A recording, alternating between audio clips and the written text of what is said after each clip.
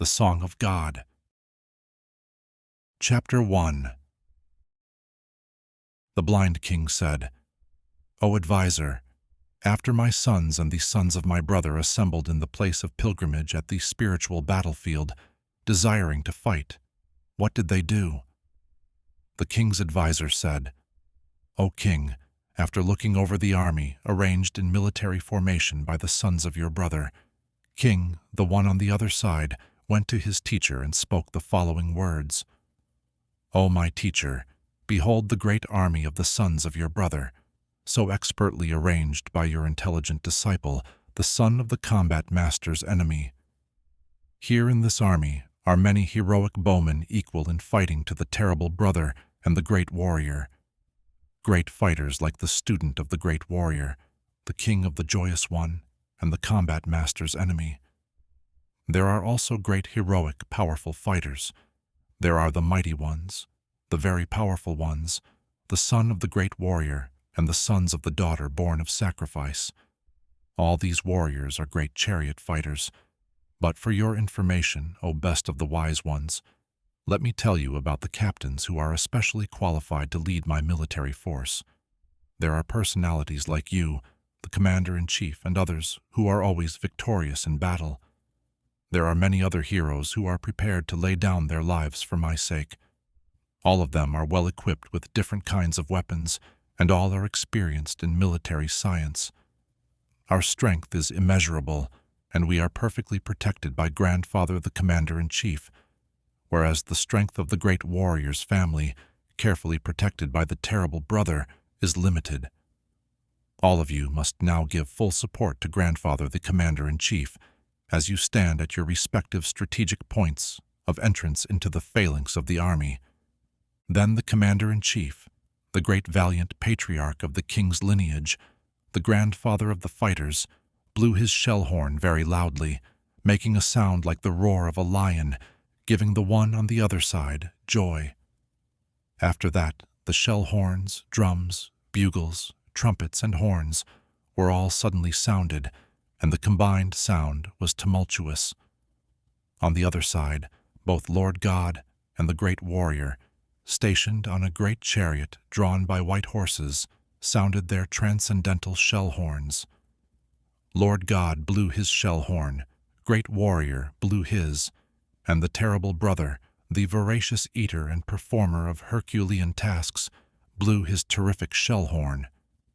King, eldest of the brothers, the great warrior, blew his shell horn, and the graceful brother and the humble warrior on the great warrior's side blew the shell horn.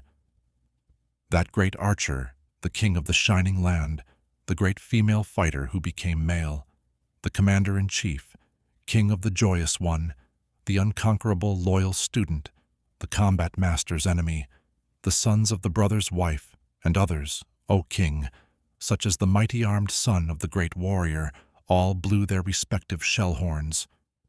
The blowing of these different shell horns became uproarious.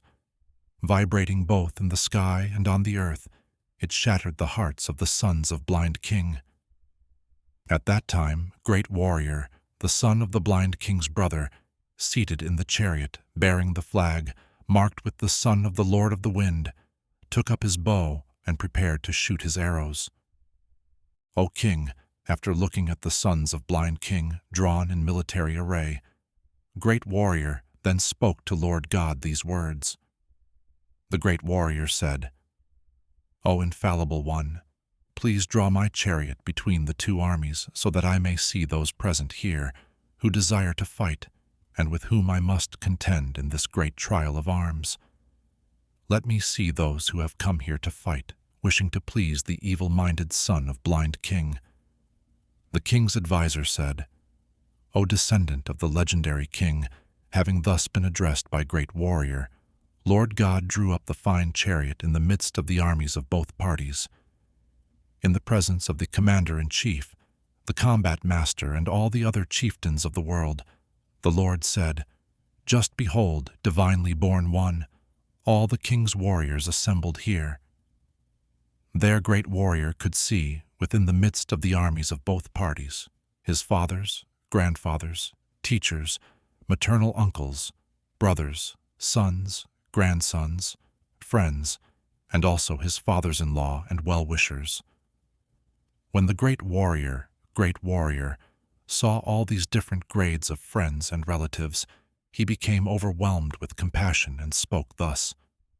The great warrior said, "My dear God, seeing my friends and relatives present before me in such a fighting spirit, I feel the limbs of my body quivering and my mouth drying up.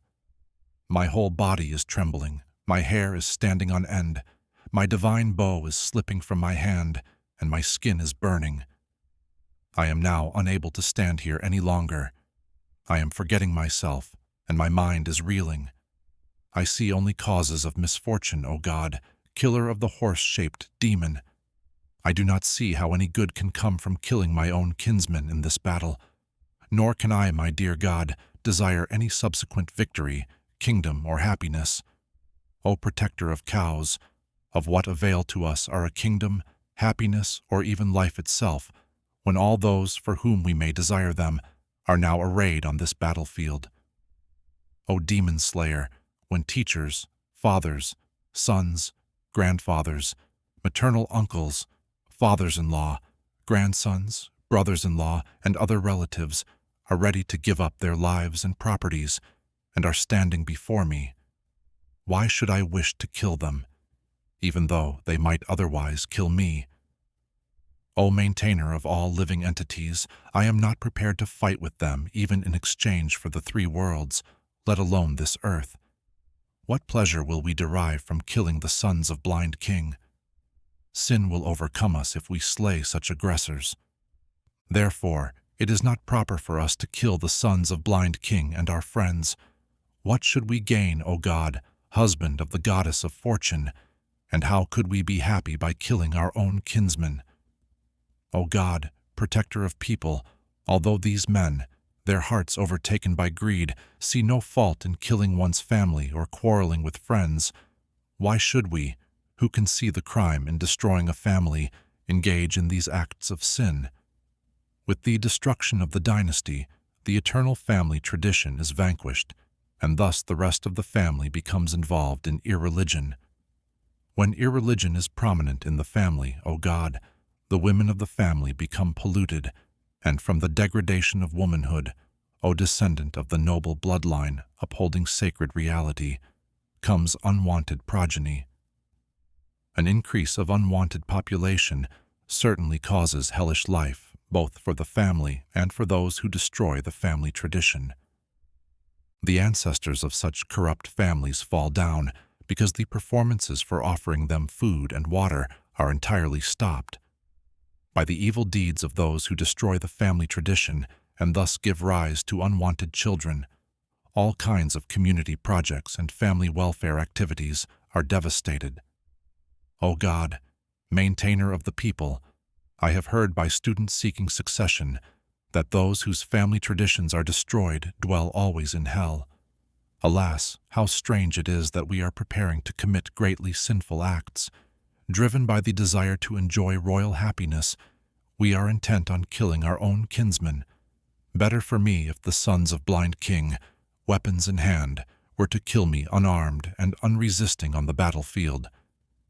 The king's advisor said, Great warrior, having thus spoken on the battlefield, cast aside his bow and arrows and sat down on the chariot, his mind overwhelmed with grief. Chapter 2. The king's advisor said, Seeing great warrior full of compassion, his mind depressed, his eyes full of tears, the demon slayer, God, spoke the following words. The Supreme Personality of the Supreme Divine Reality said, My dear great warrior, how have these impurities come upon you? They are not at all befitting a man who knows the value of life. They lead not to higher planets, but to infamy. O great warrior, do not yield to this degrading impotence. It does not become you. Give up such petty weakness of heart and arise, O chastiser of the enemy.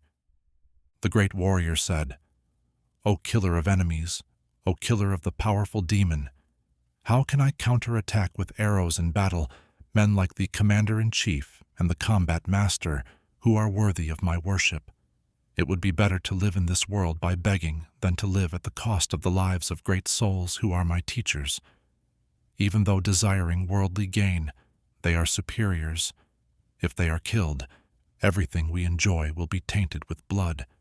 Nor do we know which is better, conquering them or being conquered by them.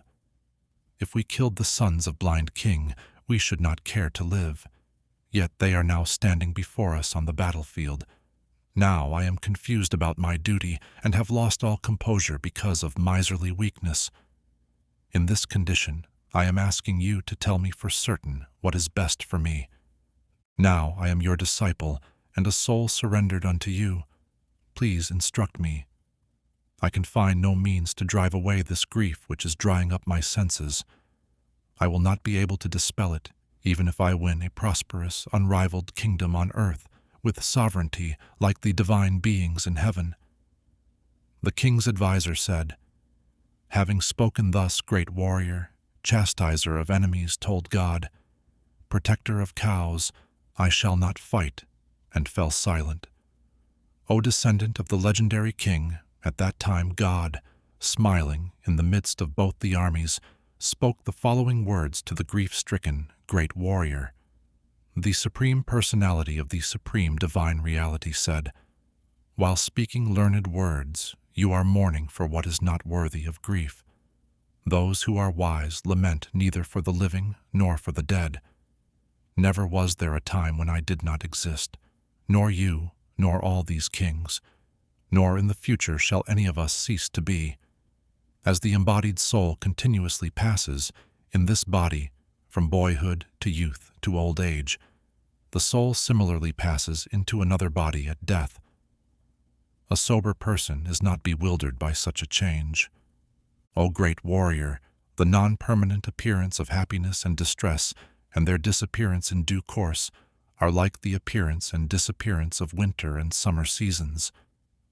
They arise from sense perception, O scion of the legendary king, and one must learn to tolerate them without being disturbed. O best among men, the person who is not disturbed by happiness and distress and is steady in both is certainly eligible for liberation. Those who are seers of the truth have concluded that of the non-existent, the material body, there is no endurance, and of the eternal, the soul, there is no change. This they have concluded by studying the nature of both. That which pervades the entire body you should know to be indestructible. No one is able to destroy that imperishable soul. The material body of the indestructible, immeasurable, and eternal living entity is sure to come to an end. Therefore, fight, O descendant of the legendary king. Neither he who thinks the living entity the slayer, nor he who thinks it struck down is in knowledge, for the self slays not, nor is struck down. For the soul there is neither birth nor death at any time. He has not come into being, does not come into being, and will not come into being. He is unborn, eternal, ever-existing, and primeval. He is not struck down when the body is struck down.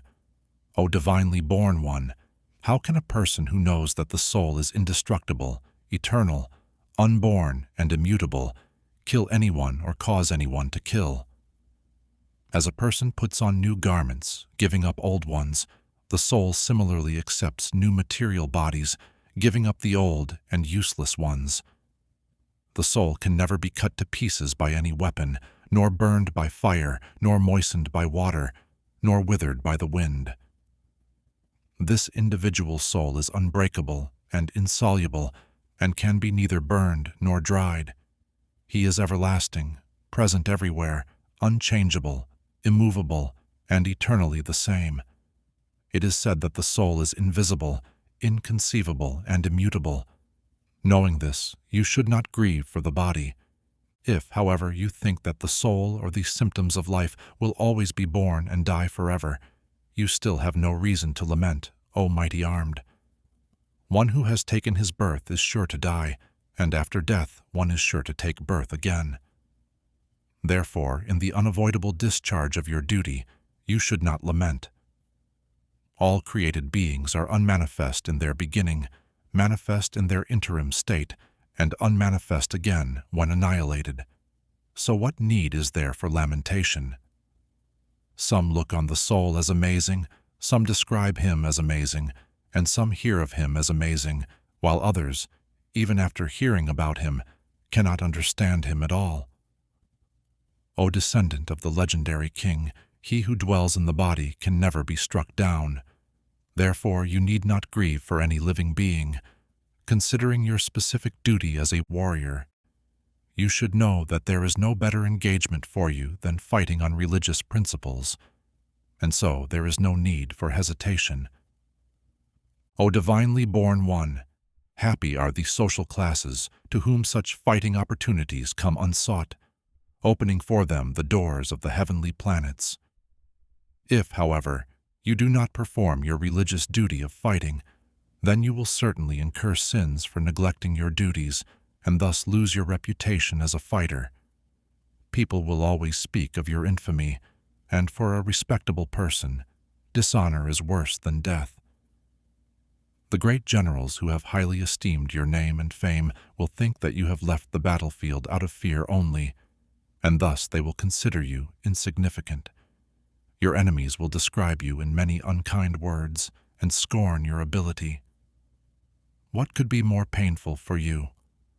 O great warrior, either you will be killed on the battlefield and attain the heavenly planets, or you will conquer and enjoy the earthly kingdom. Therefore, get up with determination and fight. Do thou fight for the sake of fighting, without considering happiness or distress, loss or gain, victory or defeat, and by so doing you shall never incur sin. Thus far I have described this knowledge to you through analytical study. Now listen as I explain it in terms of working without desire-based results. O great warrior, when you act in such knowledge, you can free yourself from the bondage of works.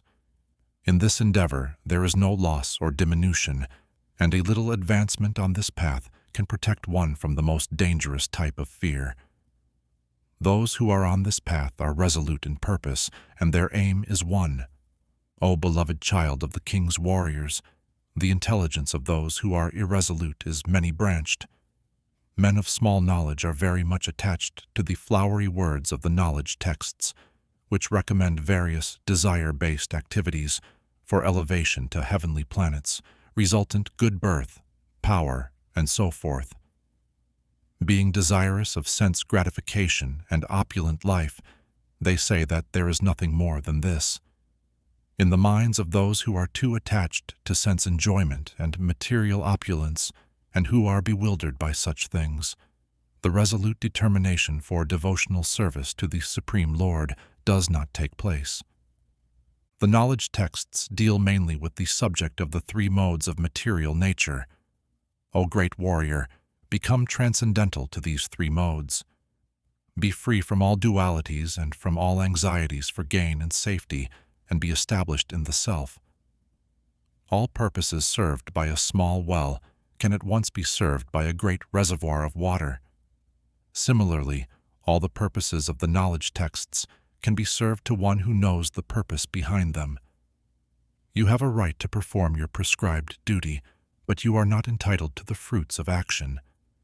Never consider yourself the cause of the results of your activities, and never be attached to not doing your duty. Perform your duty equipoised, O great warrior, abandoning all attachment to success or failure. Such equanimity is called union. O conqueror of wealth, great warrior, keep all abominable activities far distant by devotional service, and in that consciousness surrender unto the Lord. Those who want to enjoy the fruits of their work are misers. A man engaged in devotional service rids himself of both good and bad reactions even in this life. Therefore strive for union, which is the art of all work. By thus engaging in devotional service to the Lord, great sages or devotees free themselves from the results of work in the material world. In this way, they become free from the cycle of birth and death and attain the state beyond all miseries by going back to the supreme divine reality. When your intelligence has passed out of the dense forest of delusion, you shall become indifferent to all that has been heard and all that is to be heard. When your mind is no longer disturbed by the flowery language of the knowledge texts, and when it remains fixed in the trance of self-realization, then you will have attained the divine consciousness. The great warrior said, "O God, what are the symptoms of one whose consciousness is thus merged in transcendence? How does he speak, and what is his language? How does he sit, and how does he walk?" The Supreme Personality of the Supreme Divine Reality said, "O divinely born one, when a man gives up all varieties of desire for sense gratification, which arise from mental concoction, and when his mind, thus purified, finds satisfaction in the self alone, then he is said to be in pure transcendental consciousness. One who is not disturbed in mind even amidst the threefold miseries, or elated when there is happiness, and who is free from attachment, fear, and anger, is called a sage of steady mind. In the material world, one who is unaffected by whatever good or evil he may obtain, neither praising it nor despising it, is firmly fixed in perfect knowledge. One who is able to withdraw his senses from sense objects, as the tortoise draws its limbs within the shell, is firmly fixed in perfect consciousness. Though the embodied soul may be restricted from sense enjoyment, the taste for sense objects remains. But ceasing such engagements by experiencing a higher taste, he is fixed in consciousness.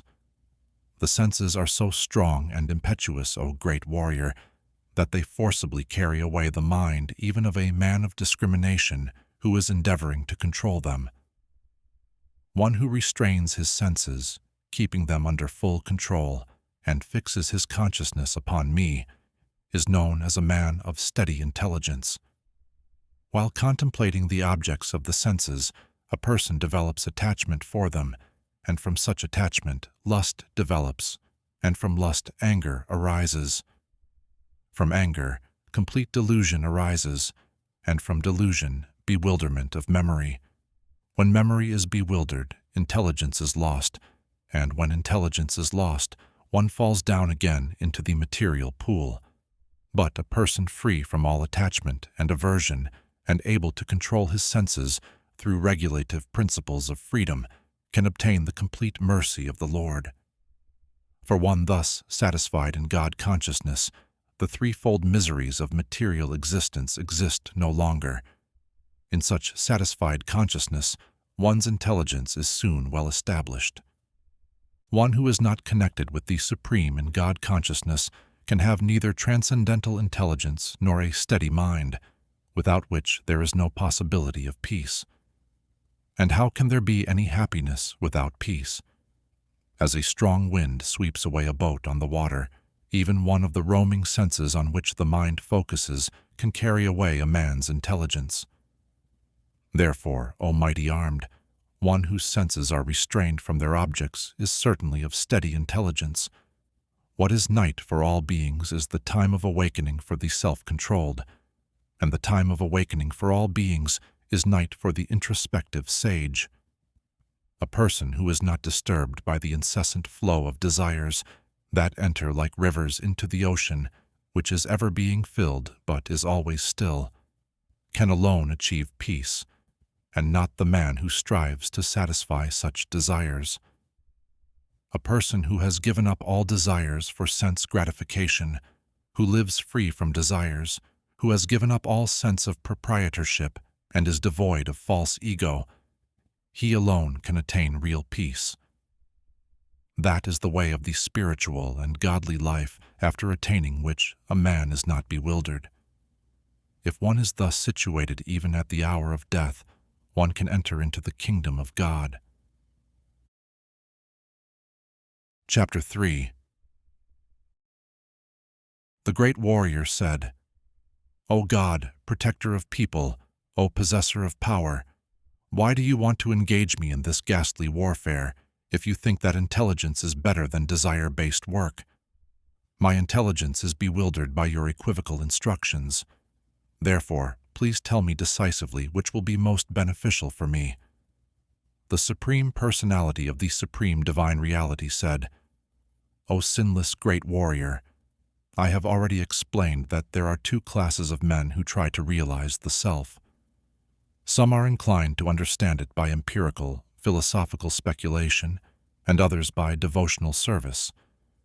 Not by merely abstaining from work can one achieve freedom from reaction, nor by renunciation alone can one attain perfection.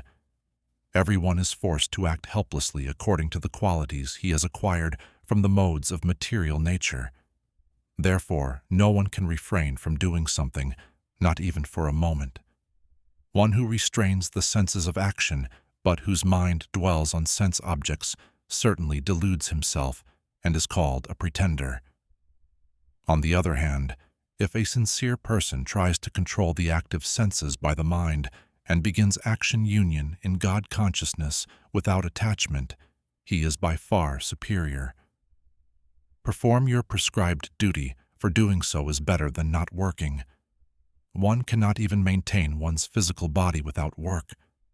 Work done as a sacrifice for the Lord of Preservation has to be performed. Otherwise, work causes bondage in this material world. Therefore, O great warrior, perform your prescribed duties for his satisfaction, and in that way you will always remain free from bondage. In the beginning of creation, the Lord of all creatures sent forth generations of men and divine beings, along with sacrifices for the Lord of Preservation, and blessed them by saying, "Be thou happy by this sacrifice, because its performance will bestow upon you everything desirable for living happily and achieving liberation." The divine beings, being pleased by sacrifices, will also please you, and thus, by cooperation between men and divine beings, prosperity will reign for all. In charge of the various necessities of life, the divine beings, being satisfied by the performance of sacrifice, will supply all necessities to you. But he who enjoys such gifts without offering them to the divine beings in return is certainly a thief. The devotees of the Lord are released from all kinds of sins because they eat food which is offered first for sacrifice. Others, who prepare food for personal sense enjoyment, verily eat only sin. All living bodies subsist on food grains which are produced from rains. Rains are produced by performance of sacrifice, and sacrifice is born of prescribed duties. Regulated activities are prescribed in the knowledge texts, and the knowledge texts are directly manifested from the Supreme Personality of the Supreme Divine Reality. Consequently, the all-pervading transcendence is eternally situated in acts of sacrifice. My dear great warrior, one who does not follow in human life the cycle of sacrifice thus established by the knowledge texts certainly leads a life full of sin. Living only for the satisfaction of the senses, such a person lives in vain. But for one who takes pleasure in the self, whose human life is one of self-realization, and who is satisfied in the self only, fully satiated, for him there is no duty.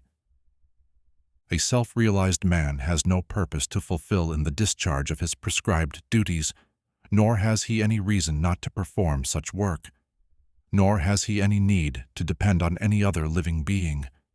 Therefore, without being attached to the fruits of activities, one should act as a matter of duty, for by working without attachment, one attains the supreme. Kings, such as the righteous sage king, attained perfection solely by performance of prescribed duties. Therefore, just for the sake of educating the people in general, you should perform your work. Whatever action a great man performs, common men follow, and whatever standards he sets by exemplary acts, all the world pursues. O great warrior, there is no work prescribed for me within all the 3 planetary systems. Nor am I in want of anything, nor have I a need to obtain anything, and yet I am engaged in prescribed duties. For if I ever failed to engage in carefully performing prescribed duties, O divinely born one, certainly all men would follow my path. If I did not perform prescribed duties, all these worlds would be put to ruination. I would be the cause of creating unwanted population, and I would thereby destroy the peace of all living beings. As the ignorant perform their duties with attachment to results, the learned may similarly act, but without attachment, for the sake of leading people on the right path, so as not to disrupt the minds of ignorant men attached to the desire-based results of prescribed duties. A learned person should not induce them to stop work. Rather, by working in the spirit of devotion, he should engage them in all sorts of activities for the gradual development of God consciousness. The spirit soul, bewildered by the influence of false ego, thinks himself the doer of activities that are in actuality carried out by the three modes of material nature. One who is in knowledge of the absolute truth, O mighty armed, does not engage himself in the senses and sense gratification, knowing well the differences between work in devotion and work for desire-based results. Bewildered by the modes of material nature, the ignorant fully engage themselves in material activities and become attached. But the wise should not unsettle them, although these duties are inferior due to the performer's lack of knowledge. Therefore, O great warrior, surrendering all your works unto me, with full knowledge of me, without desires for profit, with no claims to proprietorship, and free from lethargy, fight. Those persons who execute their duties according to my injunctions, and who follow this teaching faithfully without envy, become free from the bondage of desire-based actions. But those who, out of envy, disregard these teachings and do not follow them regularly are to be considered bereft of all knowledge, befooled, and ruined in their endeavors for perfection. Even a man of knowledge acts according to his own nature, for everyone follows the nature he has acquired from the three modes. What can repression accomplish? There are principles to regulate attachment and aversion pertaining to the senses and their objects. One should not come under the control of such attachment and aversion because they are stumbling blocks on the path of self-realization. It is far better to discharge one's prescribed duties, even though faultily, than another's duties perfectly. Destruction in the course of performing one's own duty is better than engaging in another's duties, for to follow another's path is dangerous. The great warrior said, O descendant of the noble bloodline upholding sacred reality, by what is one impelled to sinful acts, even unwillingly, as if engaged by force?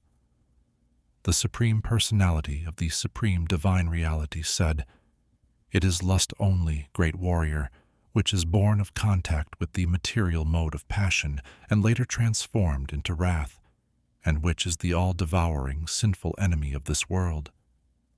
As fire is covered by smoke, as a mirror is covered by dust, or as the embryo is covered by the womb, the living entity is similarly covered by different degrees of this lust. Thus, the wise living entity's pure consciousness becomes covered by his eternal enemy in the form of lust, which is never satisfied and which burns like fire. The senses, the mind, and the intelligence are the sitting places of this lust. Through them, lust covers the real knowledge of the living entity and bewilders him. Therefore, O great warrior, best of the king's descendants, in the very beginning curb this great symbol of lust by regulating the senses, and slay this destroyer of knowledge and self-realization. The working senses are superior to dull matter. Mind is higher than the senses. Intelligence is still higher than the mind, and the soul is even higher than the intelligence. Thus, knowing oneself to be transcendental to the material senses, mind, and intelligence, O mighty armed great warrior, one should steady the mind by deliberate spiritual intelligence, God consciousness, and thus, by spiritual strength, conquer this insatiable enemy known as lust. Chapter 4. The Personality of the Supreme Divine Reality, Lord Prosperous God, said, I instructed this imperishable science of union to the Divine Son, and the Divine Son instructed it to the Father of mankind, and the Father in turn instructed it to the first king. This supreme science was thus received through the chain of students seeking succession, and the saintly kings understood it in that way. But in course of time the succession was broken, and therefore the science as it is appears to be lost. That very ancient science of the relationship with the Supreme is today told by me to you, because you are my devotee as well as my friend, and can therefore understand the transcendental mystery of this science. The great warrior said, "The divine Son is senior by birth to you. How am I to understand that in the beginning you instructed this science to him?" The personality of the supreme divine reality said, "Many, many births both you and I have passed. I can remember all of them, but you cannot, O subduer of the enemy. Although I am unborn, and my transcendental body never deteriorates, and although I am the Lord of all living entities, by my internal energy I still appear in every millennium in my original transcendental form. Whenever and wherever there is a decline in religious practice, O descendant of the legendary king, and a predominant rise of irreligion, at that time I descend myself, to deliver the pious and to annihilate the miscreants, as well as to re-establish the principles of religion. I myself appear, millennium after millennium. One who knows the transcendental nature of my appearance and activities does not, upon leaving the body, take his birth again in this material world, but attains my eternal abode, O great warrior. Being freed from attachment, fear, and anger, being fully absorbed in me and taking refuge in me, many, many persons in the past became purified by knowledge of me, and thus they all attained transcendental love for me. As all surrender unto me, I reward them accordingly. Everyone follows my path in all respects, O great warrior. Men in this world desire success in desire-based activities, and therefore they worship the divine beings. Quickly, of course, men get results from desire-based work in this world. According to the three modes of material nature and the work associated with them, the four divisions of human society are created by me. And although I am the creator of this system, you should know that I am yet the non-doer, being unchangeable. There is no work that affects me, nor do I aspire for the fruits of action. One who understands this truth about me also does not become entangled in the desire-based reactions of work. All the liberated souls in ancient times acted with this understanding of my transcendental nature. Therefore, you should perform your duty following in their footsteps. Even the intelligent are bewildered in determining what is action and what is inaction. Now I shall explain to you what action is, knowing which you shall be liberated from all misfortune. The intricacies of action are very hard to understand. Therefore, one should know properly what action is, what forbidden action is, and what inaction is. One who sees inaction in action and action in inaction is intelligent among men, and he is in the transcendental position, although engaged in all sorts of activities. One is understood to be in full knowledge, whose every endeavor is devoid of desire for sense gratification. He is said by sages to be a worker for whom the reactions of work have been burned up by the fire of perfect knowledge. Abandoning all attachment to the results of his activities, ever satisfied and independent, he performs no desire-based action, although engaged in all kinds of undertakings. Such a man of understanding acts with mind and intelligence perfectly controlled, gives up all sense of proprietorship over his possessions, and acts only for the bare necessities of life. Thus working, he is not affected by sinful reactions. He who is satisfied with gain which comes of its own accord, who is free from duality and does not envy, who is steady in both success and failure, is never entangled, although performing actions. The work of a man who is unattached to the modes of material nature and who is fully situated in transcendental knowledge merges entirely into transcendence. A person who is fully absorbed in God consciousness is sure to attain the spiritual kingdom because of his full contribution to spiritual activities, in which the consummation is absolute and that which is offered is of the same spiritual nature. Some practitioners of union perfectly worship the divine beings by offering different sacrifices to them, and some offer sacrifices in the fire of the supreme ultimate reality. Some sacrifice the hearing process and the senses in the fire of mental control, and others sacrifice the objects of the senses in the fire of the senses.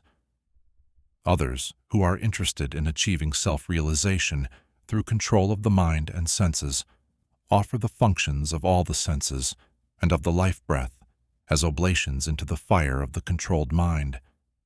Having accepted strict vows, some become enlightened by sacrificing their possessions, and others by performing severe austerities, by practicing the union of eightfold mysticism, or by studying the knowledge texts to advance in transcendental knowledge.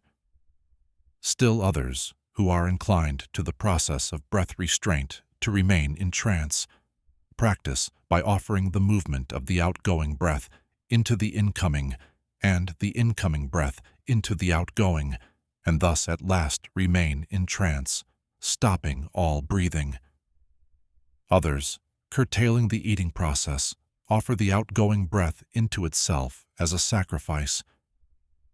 All these performers who know the meaning of sacrifice become cleansed of sinful reactions, and, having tasted the nectar of the results of sacrifices, they advance toward the supreme eternal atmosphere.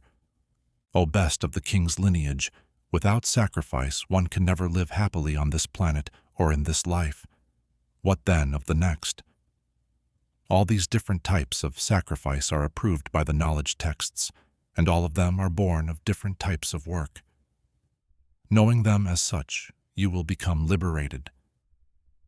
O chastiser of the enemy, the sacrifice performed in knowledge is better than the mere sacrifice of material possessions. After all, O great warrior, all sacrifices of work culminate in transcendental knowledge. Just try to learn the truth by approaching a spiritual master.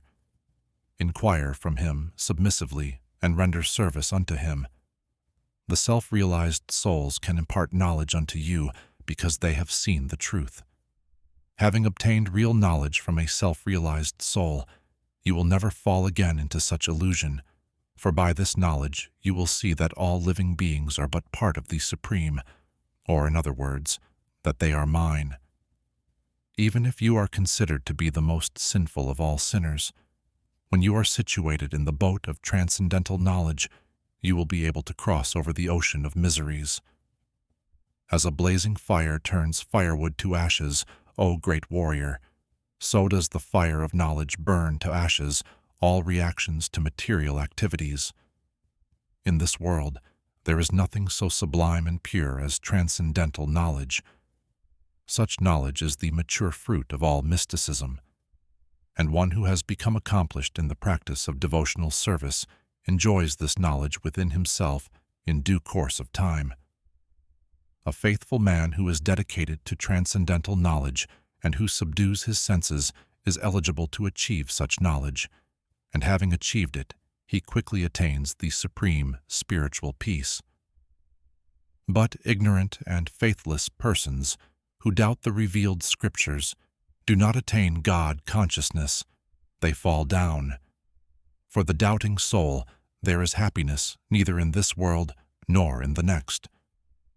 One who acts in devotional service, renouncing the fruits of his actions, and whose doubts have been destroyed by transcendental knowledge, is situated factually in the self. Thus he is not bound by the reactions of work, O conqueror of riches. Therefore, the doubts which have arisen in your heart out of ignorance should be slashed by the weapon of knowledge. Armed with union, O descendant of the king, stand and fight. Chapter 5. The great warrior said, O God, first of all you ask me to renounce work, and then again you recommend work with devotion. Now will you kindly tell me definitely which of the two is more beneficial?" The personality of the Supreme Divine Reality replied, "The renunciation of work and work in devotion are both good for liberation. But of the two, work in devotional service is better than renunciation of work.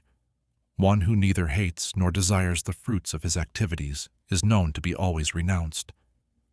Such a person, free from all dualities, easily overcomes material bondage and is completely liberated, O mighty-armed great warrior. Only the ignorant speak of devotional service as being different from the analytical study of the material world. Those who are actually learned say that he who applies himself well to one of these paths achieves the results of both. One who knows that the position reached by means of analytical study can also be attained by devotional service, and who therefore sees analytical study and devotional service to be on the same level, sees things as they are. Merely renouncing all activities, yet not engaging in the devotional service of the Lord, cannot make one happy. But a thoughtful person engaged in devotional service can achieve the supreme without delay. One who works in devotion, who is a pure soul, and who controls his mind and senses, is dear to everyone, and everyone is dear to him. Though always working, such a man is never entangled.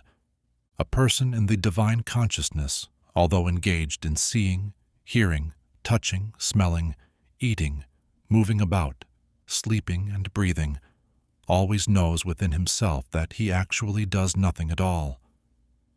Because while speaking, evacuating, receiving, or opening or closing his eyes, he always knows that only the material senses are engaged with their objects, and that he is aloof from them. One who performs his duty without attachment, surrendering the results unto the Supreme Lord, is unaffected by sinful action, as the flower leaf is untouched by water. The practitioners of union, abandoning attachment, act with body, mind, intelligence, and even with the senses, only for the purpose of purification. The steadily devoted soul attains unadulterated peace because he offers the result of all activities to me, whereas a person who is not in union with the divine, who is greedy for the fruits of his labor, becomes entangled. When the embodied living being controls his nature and mentally renounces all actions, he resides happily in the city of 9 gates, the material body, neither working nor causing work to be done. The embodied spirit, master of the city of his body, does not create activities, nor does he induce people to act, nor does he create the fruits of action. All this is enacted by the modes of material nature, nor does the Supreme Lord assume anyone's sinful or pious activities. Embodied beings, however, are bewildered because of the ignorance which covers their real knowledge. When, however, one is enlightened with the knowledge by which ignorance is destroyed, then his knowledge reveals everything, as the sun lights up everything in the daytime. When one's intelligence, mind, faith, and refuge are all fixed in the Supreme, then one becomes fully cleansed of misgivings through complete knowledge, and thus proceeds straight on the path of liberation. The humble sages, by virtue of true knowledge, see with equal vision a learned and gentle philosopher sage, a cow, an elephant, a dog, and a dog-eater. Those whose minds are established in sameness and equanimity have already conquered the conditions of birth and death. They are flawless like ultimate reality, and thus they are already situated in ultimate reality. A person who neither rejoices upon achieving something pleasant, nor laments upon obtaining something unpleasant, who is self-intelligent, who is unbewildered, and who knows the science of God, is already situated in transcendence. Such a liberated person is not attracted to material sense pleasure, but is always in trance, enjoying the pleasure within. In this way, the self-realized person enjoys unlimited happiness, for he concentrates on the Supreme. An intelligent person does not take part in the sources of misery, which are due to contact with the material senses. O great warrior, such pleasures have a beginning and an end, and so the wise man does not delight in them. Before giving up this present body, if one is able to tolerate the urges of the material senses and check the force of desire and anger, he is well situated and is happy in this world. One whose happiness is within, who is active and rejoices within, and whose aim is inward, is actually the perfect mystic. He is liberated in the Supreme, and ultimately he attains the Supreme. Those who are beyond the dualities that arise from doubts, whose minds are engaged within, who are always busy working for the welfare of all living beings, and who are free from all sins, achieve liberation in the Supreme. Those who are free from anger and all material desires, who are self-realized, self-disciplined, and constantly endeavoring for perfection, are assured of liberation in the Supreme in the very near future.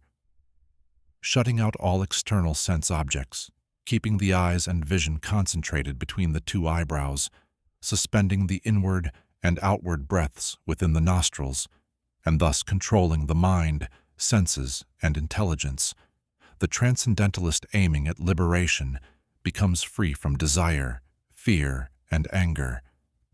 One who is always in this state is certainly liberated. A person in full consciousness of me, knowing me to be the ultimate beneficiary of all sacrifices and austerities, the Supreme Lord of all planets and divine beings, and the benefactor and well-wisher of all living entities, attains peace from the pangs of material miseries. Chapter 6. The Supreme Personality of the Supreme Divine Reality said, "One who is unattached to the fruits of his work, and who works as he is obligated, is in the renounced order of life, and he is the true mystic, not he who lights no fire and performs no duty." What is called renunciation, you should know to be the same as union, or linking oneself with the Supreme, O son of the blind king's brother, for one can never become a union unless he renounces the desire for sense gratification. For one who is a neophyte in the eightfold union system, work is said to be the means, and for one who is already elevated in union, cessation of all material activities is said to be the means. A person is said to be elevated in union when, having renounced all material desires, he neither acts for sense gratification nor engages in desire-based activities. One must deliver himself with the help of his mind, and not degrade himself. The mind is the friend of the conditioned soul, and his enemy as well. For him who has conquered the mind is the best of friends, but for one who has failed to do so, his mind will remain the greatest enemy. For one who has conquered the mind, the supersoul is already reached, for he has attained tranquility. To such a man happiness and distress, heat and cold, honor and dishonor are all the same. A person is said to be established in self-realization and is called a union or mystic when he is fully satisfied by virtue of acquired knowledge and realization. Such a person is situated in transcendence and is self-controlled. He sees everything, whether it be pebbles, stones, or gold, as the same. A person is considered still further advanced when he regards honest well-wishers, affectionate benefactors, the neutral, mediators, the envious, friends and enemies, the pious and the sinners all with an equal mind. A transcendentalist should always engage his body, mind, and self in relationship with the Supreme. He should live alone in a secluded place and should always carefully control his mind. He should be free from desires and feelings of possessiveness. To practice union, one should go to a secluded place and should lay sacred grass on the ground and then cover it with a deerskin and a soft cloth. The seat should be neither too high nor too low and should be situated in a sacred place. The union should then sit on it very firmly and practice union to purify the heart by controlling his mind, senses, and activities, and fixing the mind on one point. One should hold one's body, neck, and head erect in a straight line, and stare steadily at the tip of the nose. Thus, with an unagitated, subdued mind, devoid of fear, completely free from sex life, one should meditate upon me within the heart and make me the ultimate goal of life. Thus, practicing constant control of the body, mind, and activities, the mystic transcendentalist, his mind regulated, attains to the kingdom of God by cessation of material existence. There is no possibility of one's becoming a union, O great warrior, if one eats too much or eats too little, sleeps too much or does not sleep enough. He who is regulated in his habits of eating, sleeping, recreation, and work can mitigate all material pains by practicing the union system. When the union, by practice of union, disciplines his mental activities and becomes situated in transcendence, devoid of all material desires, he is said to be well established in union. As a lamp in a windless place does not waver, so the transcendentalist, whose mind is controlled, remains always steady in his meditation on the transcendent self. In the stage of perfection called trance, one's mind is completely restrained from material mental activities by practice of union. This perfection is characterized by one's ability to see the self by the pure mind and to relish and rejoice in the self. In that joyous state, one is situated in boundless, transcendental happiness, realized through transcendental senses. Established thus, one never departs from the truth, and upon gaining this, he thinks there is no greater gain. Being situated in such a position, one is never shaken, even in the midst of greatest difficulty. This indeed is actual freedom from all miseries arising from material contact. One should engage oneself in the practice of union with determination and faith and not be deviated from the path. One should abandon, without exception, all material desires born of mental speculation and thus control all the senses on all sides by the mind. Gradually, step by step, one should become situated in trance by means of intelligence sustained by full conviction, and thus the mind should be fixed on the self alone and should think of nothing else. From wherever the mind wanders due to its flickering and unsteady nature, one must certainly withdraw it and bring it back under the control of the self. The union whose mind is fixed on me verily attains the highest perfection of transcendental happiness. He is beyond the mode of passion. He realizes his qualitative identity with the Supreme, and thus he is freed from all reactions to past deeds. Thus the self-controlled union, constantly engaged in union practice, becomes free from all material contamination and achieves the highest stage of perfect happiness in transcendental loving service to the Lord. A true union observes me in all beings and also sees every being in me. Indeed, the self-realized person sees me, the same Supreme Lord, everywhere. For one who sees me everywhere and sees everything in me, I am never lost, nor is he ever lost to me. Such a union, who engages in the worshipful service of the Supersoul, knowing that I and the Supersoul are one, remains always in me in all circumstances. He is a perfect union who, by comparison to his own self, sees the true equality of all beings, in both their happiness and their distress. O great warrior! The great warrior said, O demon slayer, the system of union which you have summarized appears impractical and unendurable to me, for the mind is restless and unsteady. The mind is restless, turbulent, obstinate, and very strong, O God, and to subdue it, I think, is more difficult than controlling the wind.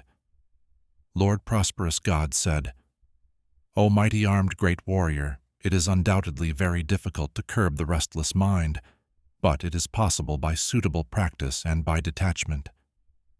For one whose mind is unbridled, self-realization is difficult work, but he whose mind is controlled and who strives by appropriate means is assured of success. That is my opinion.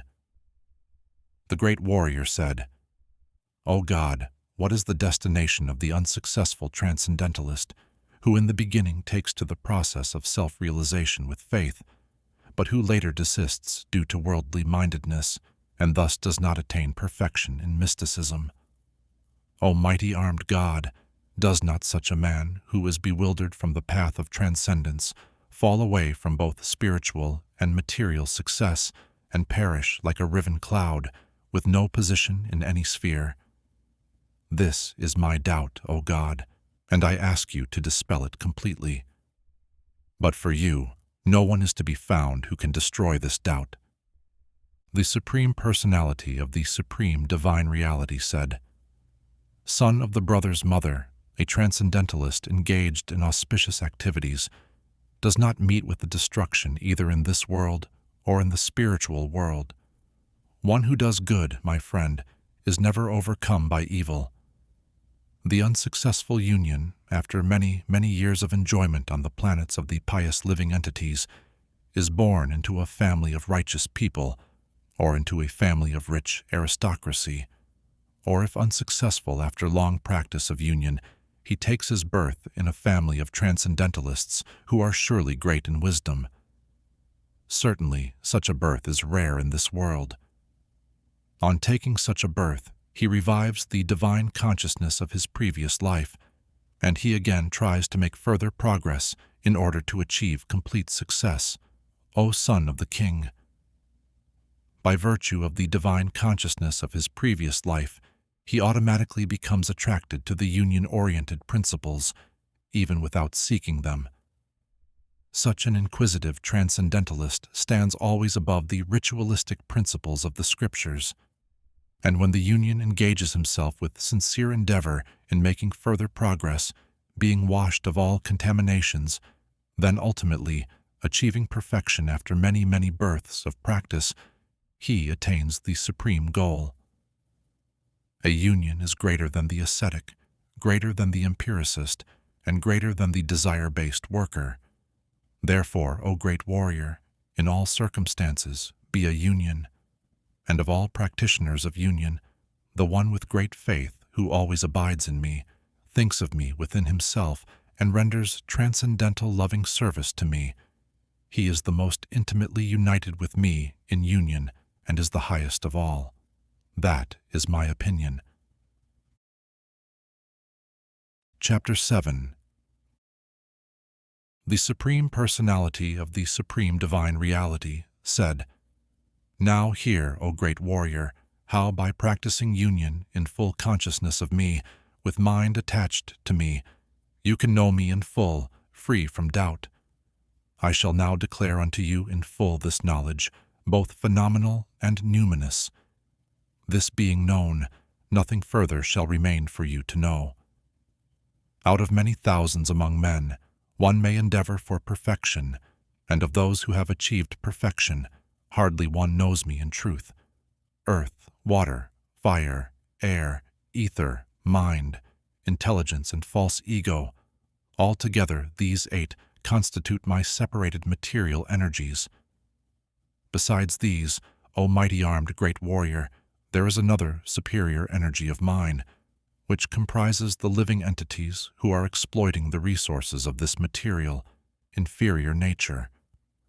All created beings have their source in these 2 natures. Of all that is material and all that is spiritual in this world, know for certain that I am both the origin and the dissolution. O conqueror of wealth, there is no truth superior to me. Everything rests upon me as pearls are strung on a thread. O great warrior, I am the taste of water, the light of the sun and the moon, the syllable Om in the knowledge mind tools. I am the sound in ether and ability in man. I am the original fragrance of the earth, and I am the heat in fire. I am the life of all that lives, and I am the penances of all ascetics. O great warrior, know that I am the original seed of all existences, the intelligence of the intelligent, and the prowess of all powerful men. I am the strength of the strong, devoid of passion and desire. I am sex life which is not contrary to religious principles, O Lord of the king's descendants. Know that all states of being, be they of goodness, passion, or ignorance, are manifested by my energy. I am, in one sense, everything, but I am independent. I am not under the modes of material nature, for they, on the contrary, are within me. Deluded by the three modes, goodness, passion, and ignorance, the whole world does not know me, who am above the modes and inexhaustible. This divine energy of mine, consisting of the three modes of material nature, is difficult to overcome. But those who have surrendered unto me can easily cross beyond it. Those miscreants who are grossly foolish, who are lowest among mankind, whose knowledge is stolen by illusion, and who partake of the atheistic nature of demons, do not surrender unto me. O best among the king's descendants, 4 kinds of pious men begin to render devotional service unto me: the distressed, the desirer of wealth, the inquisitive, and he who is searching for knowledge of the Absolute. Of these, the one who is in full knowledge and who is always engaged in pure devotional service is the best, for I am very dear to him, and he is dear to me. All these devotees are undoubtedly magnanimous souls, but he who is situated in knowledge of me I consider to be just like my own self. Being engaged in my transcendental service, he is sure to attain me, the highest and most perfect goal. After many births and deaths, he who is actually in knowledge surrenders unto me, knowing me to be the cause of all causes and all that is. Such a great soul is very rare. Those whose intelligence has been stolen by material desires surrender unto divine beings and follow the particular rules and regulations of worship according to their own natures. I am in everyone's heart as the supersoul. As soon as one desires to worship some divine being, I make his faith steady so that he can devote himself to that particular deity. Endowed with such a faith, he endeavors to worship a particular divine being and obtains his desires. But in actuality, these benefits are bestowed by me alone. Men of small intelligence worship the divine beings, and their fruits are limited and temporary. Those who worship the divine beings go to the planets of the divine beings, but my devotees ultimately reach my supreme planet. Unintelligent men who do not know me perfectly think that I, the Supreme Personality of the Supreme Divine Reality, God, was impersonal before and have now assumed this personality. Due to their small knowledge, they do not know my higher nature, which is imperishable and supreme. I am never manifest to the foolish and unintelligent. For them I am covered by my internal potency, and therefore they do not know that I am unborn and infallible. O great warrior, as the Supreme Personality of the Supreme Divine Reality, I know everything that has happened in the past, all that is happening in the present, and all things that are yet to come.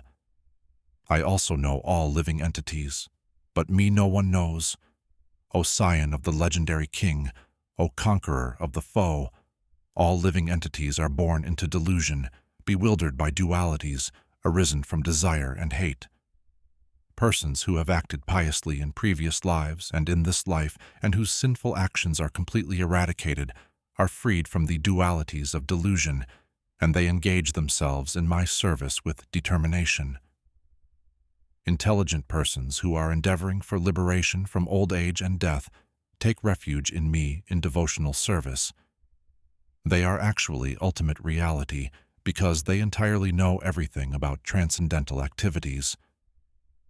Those in full consciousness of me, who know me, the Supreme Lord, to be the governing principle of the material manifestation, of the divine beings, and of all methods of sacrifice, can understand and know me, the Supreme Personality of the Supreme Divine Reality, even at the time of death. Chapter 8. The great warrior inquired, O my Lord, O Supreme Person, what is ultimate reality? What is the Self? What are desire-based activities? What is this material manifestation? And what are the divine beings?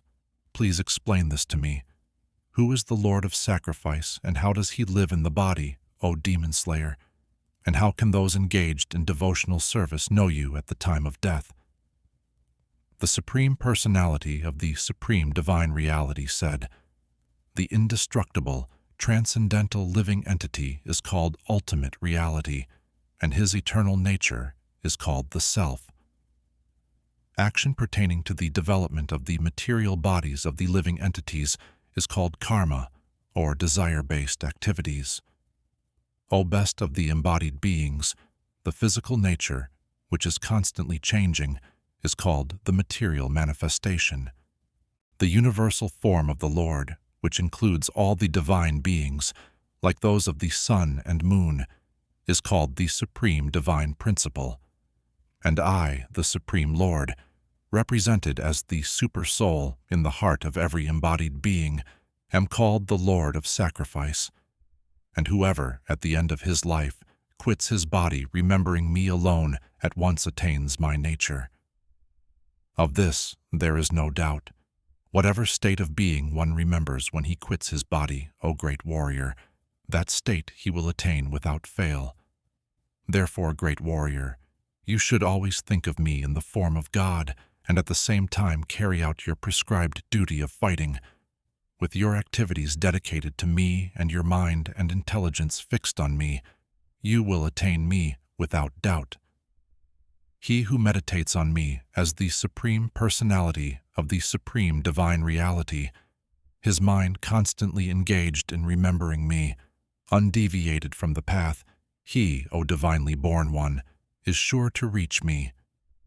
One should meditate upon the Supreme Person as the one who knows everything, as he who is the oldest, who is the controller, who is smaller than the smallest, who is the maintainer of everything, who is beyond all material conception, who is inconceivable, and who is always a person. He is luminous like the sun, and he is transcendental, beyond this material nature. One who, at the time of death, fixes his life air between the eyebrows, and by the strength of union, with an undeviating mind, engages himself in remembering the Supreme Lord in full devotion, will certainly attain to the Supreme Personality of the Supreme Divine Reality.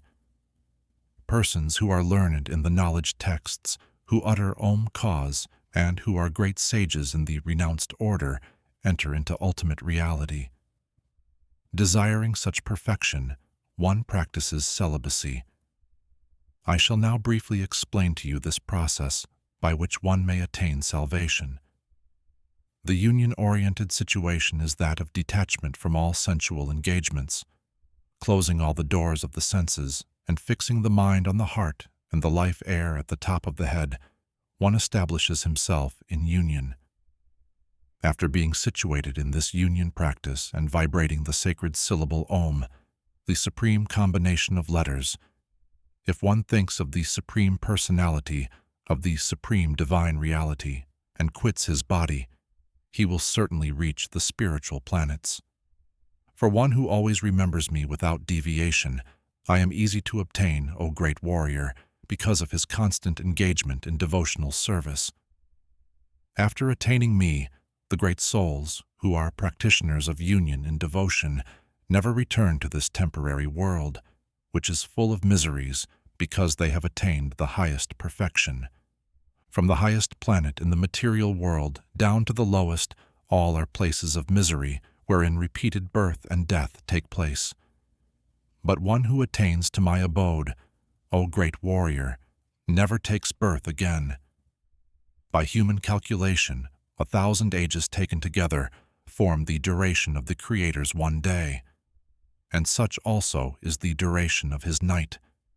At the beginning of the Creator's day, all living entities become manifest from the unmanifest state, and thereafter, when the night falls, they are merged into the unmanifest again. Again and again, when the Creator's day arrives, all living entities come into being, and with the arrival of the Creator's night, they are helplessly annihilated. Yet there is another unmanifest nature, which is eternal and is transcendental to this manifested and unmanifested matter. It is supreme and is never annihilated. When all in this world is annihilated, that part remains as it is. That which the ones studying the culmination of knowledge of ultimate reality describe as unmanifest and infallible, that which is known as the supreme destination, that place from which, having attained it, one never returns, that is my supreme abode. The supreme personality of the supreme divine reality, who is greater than all, is attainable by unalloyed devotion. Although he is present in his abode, he is all-pervading, and everything is situated within him. O best of the king's descendants, I shall now explain to you the different times at which, passing away from this world, the union does or does not come back. Those who know the supreme ultimate reality attain that supreme by passing away from the world during the influence of the fiery god, in the light at an auspicious moment of the day, during the fortnight of the waxing moon, or during the 6 months when the sun travels in the north. The mystic who passes away from this world during the smoke, the night, the fortnight of the waning moon, or the 6 months when the sun passes to the south, reaches the moon planet, but again comes back. According to knowledge opinion, there are 2 ways of passing from this world, one in light and one in darkness. When one passes in light, he does not come back, but when one passes in darkness, he returns. Although the devotees know these 2 paths, O great warrior, they are never bewildered. Therefore, be always fixed in devotion. A person who accepts the path of devotional service is not bereft of the results derived from studying the knowledge texts, performing sacrifices, undergoing austerities, giving charity, or pursuing philosophical and desire-based activities. Simply by performing devotional service, he attains all these, and at the end, he reaches the supreme eternal abode. Chapter 9. The Supreme Personality of the Supreme Divine Reality said, "My dear great warrior, because you are never envious of me, I shall impart to you this most confidential knowledge and realization, knowing which you shall be relieved of the miseries of material existence. This knowledge is the king of education, the most secret of all secrets. It is the purest knowledge, and because it gives direct perception of the self by realization, it is the perfection of religion. It is everlasting, and it is joyfully performed. Those who are not faithful in this devotional service cannot attain me, O conqueror of enemies. Therefore they return to the path of birth and death in this material world. By me, in my unmanifested form, this entire universe is pervaded. All beings are in me, but I am not in them. And yet everything that is created does not rest in me. Behold my mystic opulence. Although I am the maintainer of all living entities, and although I am everywhere, I am not a part of this cosmic manifestation, for myself is the very source of creation. Understand that as the mighty wind, blowing everywhere, rests always in the sky, all created beings rest in me. O great warrior, at the end of the millennium, all material manifestations enter into my nature, and at the beginning of another millennium, by my potency, I create them again. The whole cosmic order is under me. Under my will, it is automatically manifested again and again, and under my will, it is annihilated at the end. O conqueror of wealth, great warrior, all this work cannot bind me. I am ever detached from all these material activities, seated as though neutral. This material nature, which is one of my energies, is working under my direction, O great warrior, producing all moving and non-moving beings. Under its rule, this manifestation is created and annihilated again and again. Fools deride me when I descend in the human form. They do not know my transcendental nature as the Supreme Lord of all that be. Those who are thus bewildered are attracted by demonic and atheistic views. In that deluded condition, their hopes for liberation, their desire-based activities, and their culture of knowledge are all defeated. O great warrior, those who are not deluded, the great souls, are under the protection of the divine nature. They are fully engaged in devotional service because they know me as the supreme personality of the supreme divine reality, original and inexhaustible, always chanting my glories, endeavoring with great determination, bowing down before me. These great souls perpetually worship me with devotion. Others, who engage in sacrifice by the cultivation of knowledge, worship the Supreme Lord as the one without a second, as diverse in many, and in the universal form. But it is I who am the ritual, I the sacrifice, the offering to the ancestors, the healing herb, the transcendental chant. I am the butter and the fire and the offering.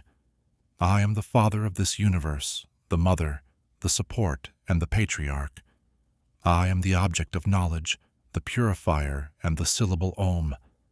I am also the praise, the chant, and the sacrificial knowledge texts. I am the goal, the sustainer, the master, the witness, the abode, the refuge, and the most dear friend. I am the creation and the annihilation, the basis of everything, the resting place, and the eternal seed. O great warrior, I give heat, and I withhold and send forth the rain. I am immortality, and I am also death personified. Both spirit and matter are in me. Those who study the knowledge texts and drink the sacred plant juice, seeking the heavenly planets, worship me indirectly. Purified of sinful reactions, they take birth on the pious, heavenly planet of the King of the divine beings, Logos, where they enjoy godly delights. When they have thus enjoyed vast heavenly sense pleasure, and the results of their pious activities are exhausted, they return to this mortal planet again. Thus those who seek sense enjoyment by adhering to the principles of the three knowledge texts achieve only repeated birth and death. But those who always worship me with exclusive devotion, meditating on my transcendental form, to them I carry what they lack, and I preserve what they have. Those who are devotees of other gods and who worship them with faith actually worship only me, O great warrior, but they do so in a wrong way. I am the only enjoyer and master of all sacrifices. Therefore, those who do not recognize my true transcendental nature fall down. Those who worship the divine beings will take birth among the divine beings. Those who worship the ancestors go to the ancestors. Those who worship ghosts and spirits will take birth among such beings, and those who worship me will live with me. If one offers me with love and devotion a leaf, a flower, a fruit, or water, I will accept it. Whatever you do, whatever you eat, whatever you offer or give away, and whatever austerities you perform, do that, O great warrior, as an offering to me. In this way you will be freed from bondage to work and its auspicious and inauspicious results. With your mind fixed on me in this principle of renunciation, you will be liberated and come to me. I envy no one, nor am I partial to anyone. I am equal to all. But whoever renders service unto me in devotion is a friend, is in me, and I am also a friend to him. Even if one commits the most abominable action, if he is engaged in devotional service, he is to be considered saintly because he is properly situated in his determination. He quickly becomes righteous and attains lasting peace. O great warrior, declare it boldly that my devotee never perishes. O great warrior, those who take shelter in me, though they be of lower birth, women, merchants, and workers, can attain the supreme destination. How much more this is so of the righteous wise ones, the devotees, and the saintly kings. Therefore, having come to this temporary, miserable world, engage in loving service unto me. Engage your mind always in thinking of me. Become my devotee. Offer devotional offerings to me and worship me. Being completely absorbed in me, surely you will come to me. Chapter 10. The Supreme Personality of the Supreme Divine Reality said, "Listen again, O mighty armed great warrior, because you are my dear friend. For your benefit I shall speak to you further, giving knowledge that is better than what I have already explained. Neither the hosts of divine beings nor the great sages know my origin or opulences, for in every respect I am the source of the divine beings and sages. He who knows me as the unborn, as the beginningless, as the supreme Lord of all the worlds, he only, undiluted among men, is freed from all sins. Intelligence, knowledge, freedom from doubt and delusion, forgiveness, truthfulness, control of the senses, control of the mind, happiness and distress, birth, death, fear, fearlessness, non-violence, equanimity, satisfaction, austerity, charity, fame and infamy. All these various qualities of living beings are created by me alone. The 7 great sages, and before them the 4 other great sages, and the creators of mankind, come from me, born from my mind, and all the living beings populating the various planets descend from them. One who is factually convinced of this opulence and mystic power of mine engages in unalloyed devotional service. Of this there is no doubt. I am the source of all spiritual and material worlds. Everything emanates from me. The wise who perfectly know this engage in my devotional service and worship me with all their hearts. The thoughts of my pure devotees dwell in me. Their lives are fully devoted to my service, and they derive great satisfaction and bliss from always enlightening one another and conversing about me. To those who are constantly devoted to serving me with love, I give the understanding by which they can come to me. To show them special mercy, I, dwelling in their hearts, destroy with the shining lamp of knowledge the darkness born of ignorance." The great warrior said, "You are the Supreme Personality of the Supreme Divine Reality, the ultimate abode, the purest, the absolute truth. You are the eternal, transcendental, original person, the unborn, the greatest. All the great sages, such as the one who compiled the knowledge texts, confirm this truth about you and others, and now you yourself are declaring it to me. O God, I totally accept as truth all that you have told me. Neither the divine beings nor the demons, O Lord, can understand your personality. Indeed, you alone know yourself by your own internal potency, O Supreme Person, origin of all, Lord of all beings, God of the divine beings, Lord of the universe. Please tell me in detail of your divine opulences by which you pervade all these worlds. O God, O Supreme Mystic, how shall I constantly think of you, and how shall I know you? In what various forms are you to be remembered, O Supreme Personality of the Supreme Divine Reality? O God, Protector of people, again please describe in detail the mystic power of your opulences. I am never satiated in hearing about you, for the more I hear, the more I want to taste the nectar of your words." The Supreme Personality of the Supreme Divine Reality said, "Yes, I will tell you of my splendorous manifestations, but only of those which are prominent, O great warrior, for my opulence is limitless. I am the Supersoul, O great warrior, seated in the hearts of all living entities. I am the beginning, the middle, and the end of all beings. Of the sun's rays I am Lord of preservation. Of lights I am the radiant sun. Of the sons of the Lord of storms I am the sage teacher of humanity. And among the stars I am the moon. Of the knowledge texts I am the knowledge chants. Of the divine beings, I am the king of the divine beings. Зрение, я есть ум, и в живых существах я есть живая сила. Of all the divine forces of change, I am Lord of destruction.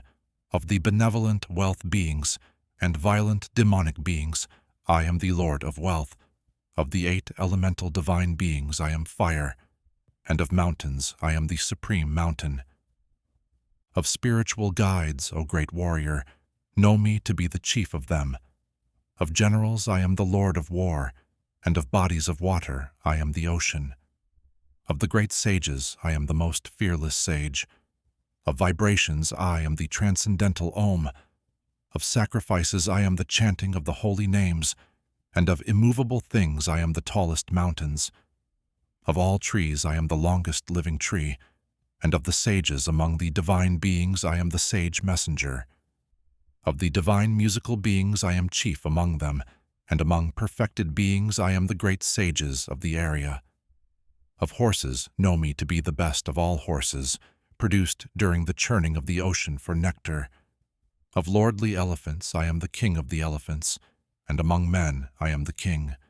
Of weapons, I am the thunderbolt. Among cows, I am the divine wish-fulfilling cow. Of causes for procreation, I am the divine being of love, and of serpents, I am the divine serpent king. Of the many hooded serpent beings, I am the infant divine serpent, and among the aquatics, I am the Lord of the universal waters.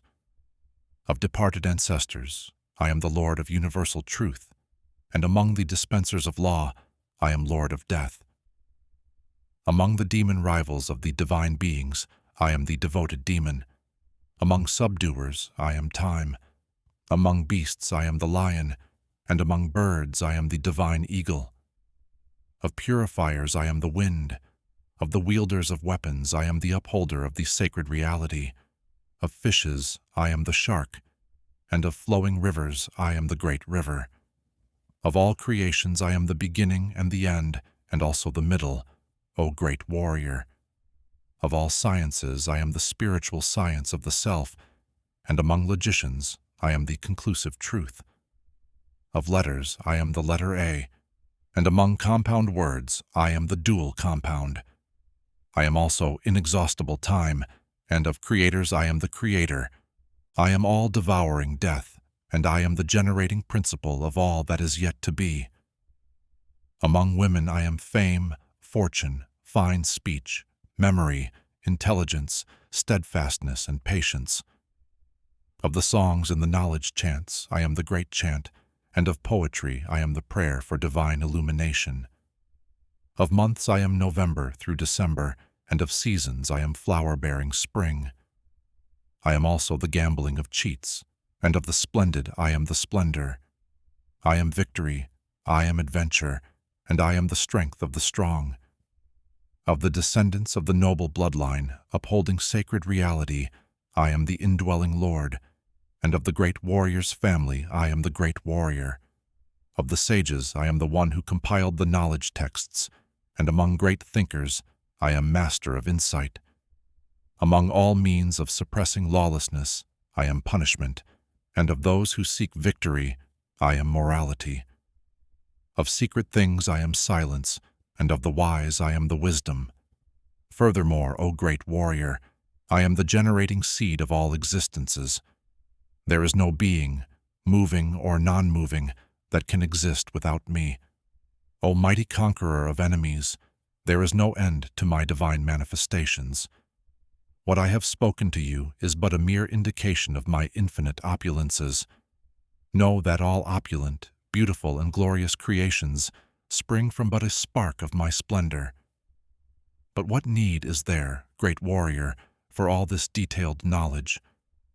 With a single fragment of myself I pervade and support this entire universe. Chapter 11. The great warrior said, "By my hearing the instructions you have kindly given me about these most confidential spiritual subjects, my illusion has now been dispelled. O flower-eyed one, I have heard from you in detail about the appearance and disappearance of every living entity, and have realized your inexhaustible glories. O greatest of all personalities, O supreme form, though I see you here before me in your actual position, as you have described yourself, I wish to see how you have entered into this cosmic manifestation. I want to see that form of yours. If you think that I am able to behold your cosmic form, O my Lord, O Master of all mystic power, then kindly show me that unlimited universal self. The Supreme Personality of the Supreme Divine Reality said, My dear great warrior, O great warrior, see now my opulences, hundreds of thousands of varied divine and multicolored forms. O best of the king's descendants, see here the different manifestations of the sun's rays, the 8 elemental divine beings, the divine forces of change, the divine twin healers, and all the other divine beings. Behold the many wonderful things which no one has ever seen or heard of before. O great warrior, whatever you wish to see, behold at once in this body of mine. This universal form can show you whatever you now desire to see and whatever you may want to see in the future. Everything, moving and non-moving, is here completely in one place. But you cannot see me with your present eyes. Therefore I give you divine eyes. Behold my mystic opulence. The king's advisor said, O king, having spoken thus, the supreme lord of all mystic power, the personality of the supreme divine reality, displayed his universal form to great warrior. The great warrior saw in that universal form unlimited mouths, unlimited eyes, unlimited wonderful visions. The form was decorated with many celestial ornaments and bore many divine upraised weapons. He wore celestial garlands and garments, and many divine scents were smeared over his body. All was wondrous, brilliant, unlimited, all expanding. If hundreds of thousands of suns were to rise at once into the sky, their radiance might resemble the effulgence of the Supreme Person in that universal form. At that time, great warrior could see in the universal form of the Lord the unlimited expansions of the universe, situated in one place, although divided into many, many thousands. Then, bewildered and astonished, his hair standing on end, great warrior bowed his head to offer devotional offerings, and with folded hands began to pray to the Supreme Lord. The great warrior said, My dear Lord God, I see assembled in your body all the divine beings and various other living entities. I see the Creator sitting on the beautiful flower, as well as Lord of Destruction and all the sages and divine serpents. O Lord of the universe, O universal form, I see in your body many, many arms, bellies, mouths, and eyes, expanded everywhere, without limit. I see in you no end, no middle, and no beginning. Your form is difficult to see because of its glaring effulgence, spreading on all sides like blazing fire or the immeasurable radiance of the sun. Yet I see this glowing form everywhere, adorned with various crowns, clubs, and discs. You are the supreme primal objective. You are the ultimate resting place of all this universe. You are inexhaustible, and you are the oldest. You are the maintainer of the eternal religion, the personality of the supreme divine reality. This is my opinion. You are without origin, middle, or end. Your glory is unlimited. You have numberless arms, and the sun and moon are your eyes. I see you with blazing fire coming forth from your mouth, burning this entire universe by your own radiance. Although you are one, you spread throughout the sky and the planets and all space between. O Great One, seeing this wondrous and terrible form, all the planetary systems are perturbed. All the hosts of divine beings are surrendering before you and entering into you. Some of them, very much afraid, are offering prayers with folded hands. Hosts of great sages and perfected beings, crying all peace, are praying to you by singing the songs of knowledge. all the various manifestations of Lord of Destruction, the sun's rays, the 8 elemental divine beings, the spiritual perfecters, the lords of the world, the 2 lords of healing, the lords of storms, the forefathers, the lords of music, the divine protectors of nature, the lords of chaos, and the perfected divine beings are beholding you in wonder. O mighty armed one, all the planets with their divine beings are disturbed at seeing your great form, with its many faces, eyes, arms, thighs, legs, and bellies, and your many terrible teeth, and as they are disturbed, so am I. O all-pervading Lord of Preservation, seeing you with your many radiant colors touching the sky, your gaping mouths and your great glowing eyes, my mind is perturbed by fear. I can no longer maintain my steadiness or equilibrium of mind. O Lord of Lords, O Refuge of the worlds, please be gracious to me. I cannot keep my balance seeing thus your blazing death-like faces and awful teeth. In all directions I am bewildered. All the sons of Blind King, along with their allied kings, and the commander-in-chief, the combat master, the great warrior's rival, and our chief soldiers also, are rushing into your fearful mouths. And some I see trapped with heads smashed between your teeth. As the many waves of the rivers flow into the ocean, so do all these great warriors enter blazing into your mouths. I see all people rushing full speed into your mouths, as moths dashed to destruction in a blazing fire. O Lord of Preservation, I see you devouring all people from all sides with your flaming mouths. Covering all the universe with your effulgence, you are manifest with terrible, scorching rays.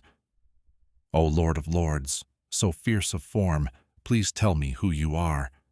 I offer my devotional offerings unto you. Please be gracious to me. You are the primal Lord. I want to know about you, for I do not know what your mission is. The Supreme Personality of the Supreme Divine Reality said, Time I am, the great destroyer of the worlds, and I have come here to destroy all people. With the exception of you, all the soldiers here on both sides will be struck down. Therefore, get up. Prepare to fight and win glory. Conquer your enemies and enjoy a flourishing kingdom. They are already put to death by my arrangement, and you, O one who can shoot arrows with both hands, can be but an instrument in the fight. The combat master, the commander-in-chief, the great warrior's rival, and the other great warriors have already been destroyed by me. Therefore, kill them and do not be disturbed. Simply fight, and you will vanquish your enemies in battle. The king's advisor said to Blind King, O king, after hearing these words from the Supreme Personality of the Supreme Divine Reality, the trembling great warrior offered devotional offerings with folded hands again and again. He fearfully spoke to Lord God in a faltering voice as follows. The great warrior said, O Master of the senses, the world becomes joyful upon hearing your name, and thus everyone becomes attached to you. Although the perfected beings offer you their respectful homage, the demons are afraid, and they flee here and there. All this is rightly done. O Great One, greater even than the Creator, you are the original Creator. Why then should they not offer their respectful devotional offerings unto you? O Limitless One, God of the divine beings, refuge of the universe. You are the invincible source, the cause of all causes, transcendental to this material manifestation. You are the original personality of the Supreme Divine Reality, the oldest, the ultimate sanctuary of this manifested cosmic world. You are the knower of everything, and you are all that is knowable. You are the supreme refuge above the material modes. O limitless form, this whole cosmic manifestation is pervaded by you. You are air, and you are the supreme controller. You are fire, you are water, and you are the moon. You are the creator, the first living creature, and you are the great-grandfather. I therefore offer my respectful devotional offerings unto you 1,000 times, and again and yet again, obeisances to you from the front, from behind, and from all sides. O unbounded power, you are the master of limitless might. You are all-pervading, and thus you are everything. Thinking of you as my friend, I have rashly addressed you, O God, O descendant from the ancient king, O my friend, not knowing your glories. Please forgive whatever I may have done in madness or in love. I have dishonored you many times, jesting as we relaxed, lay on the same bed, or sat or ate together, sometimes alone, and sometimes in front of many friends.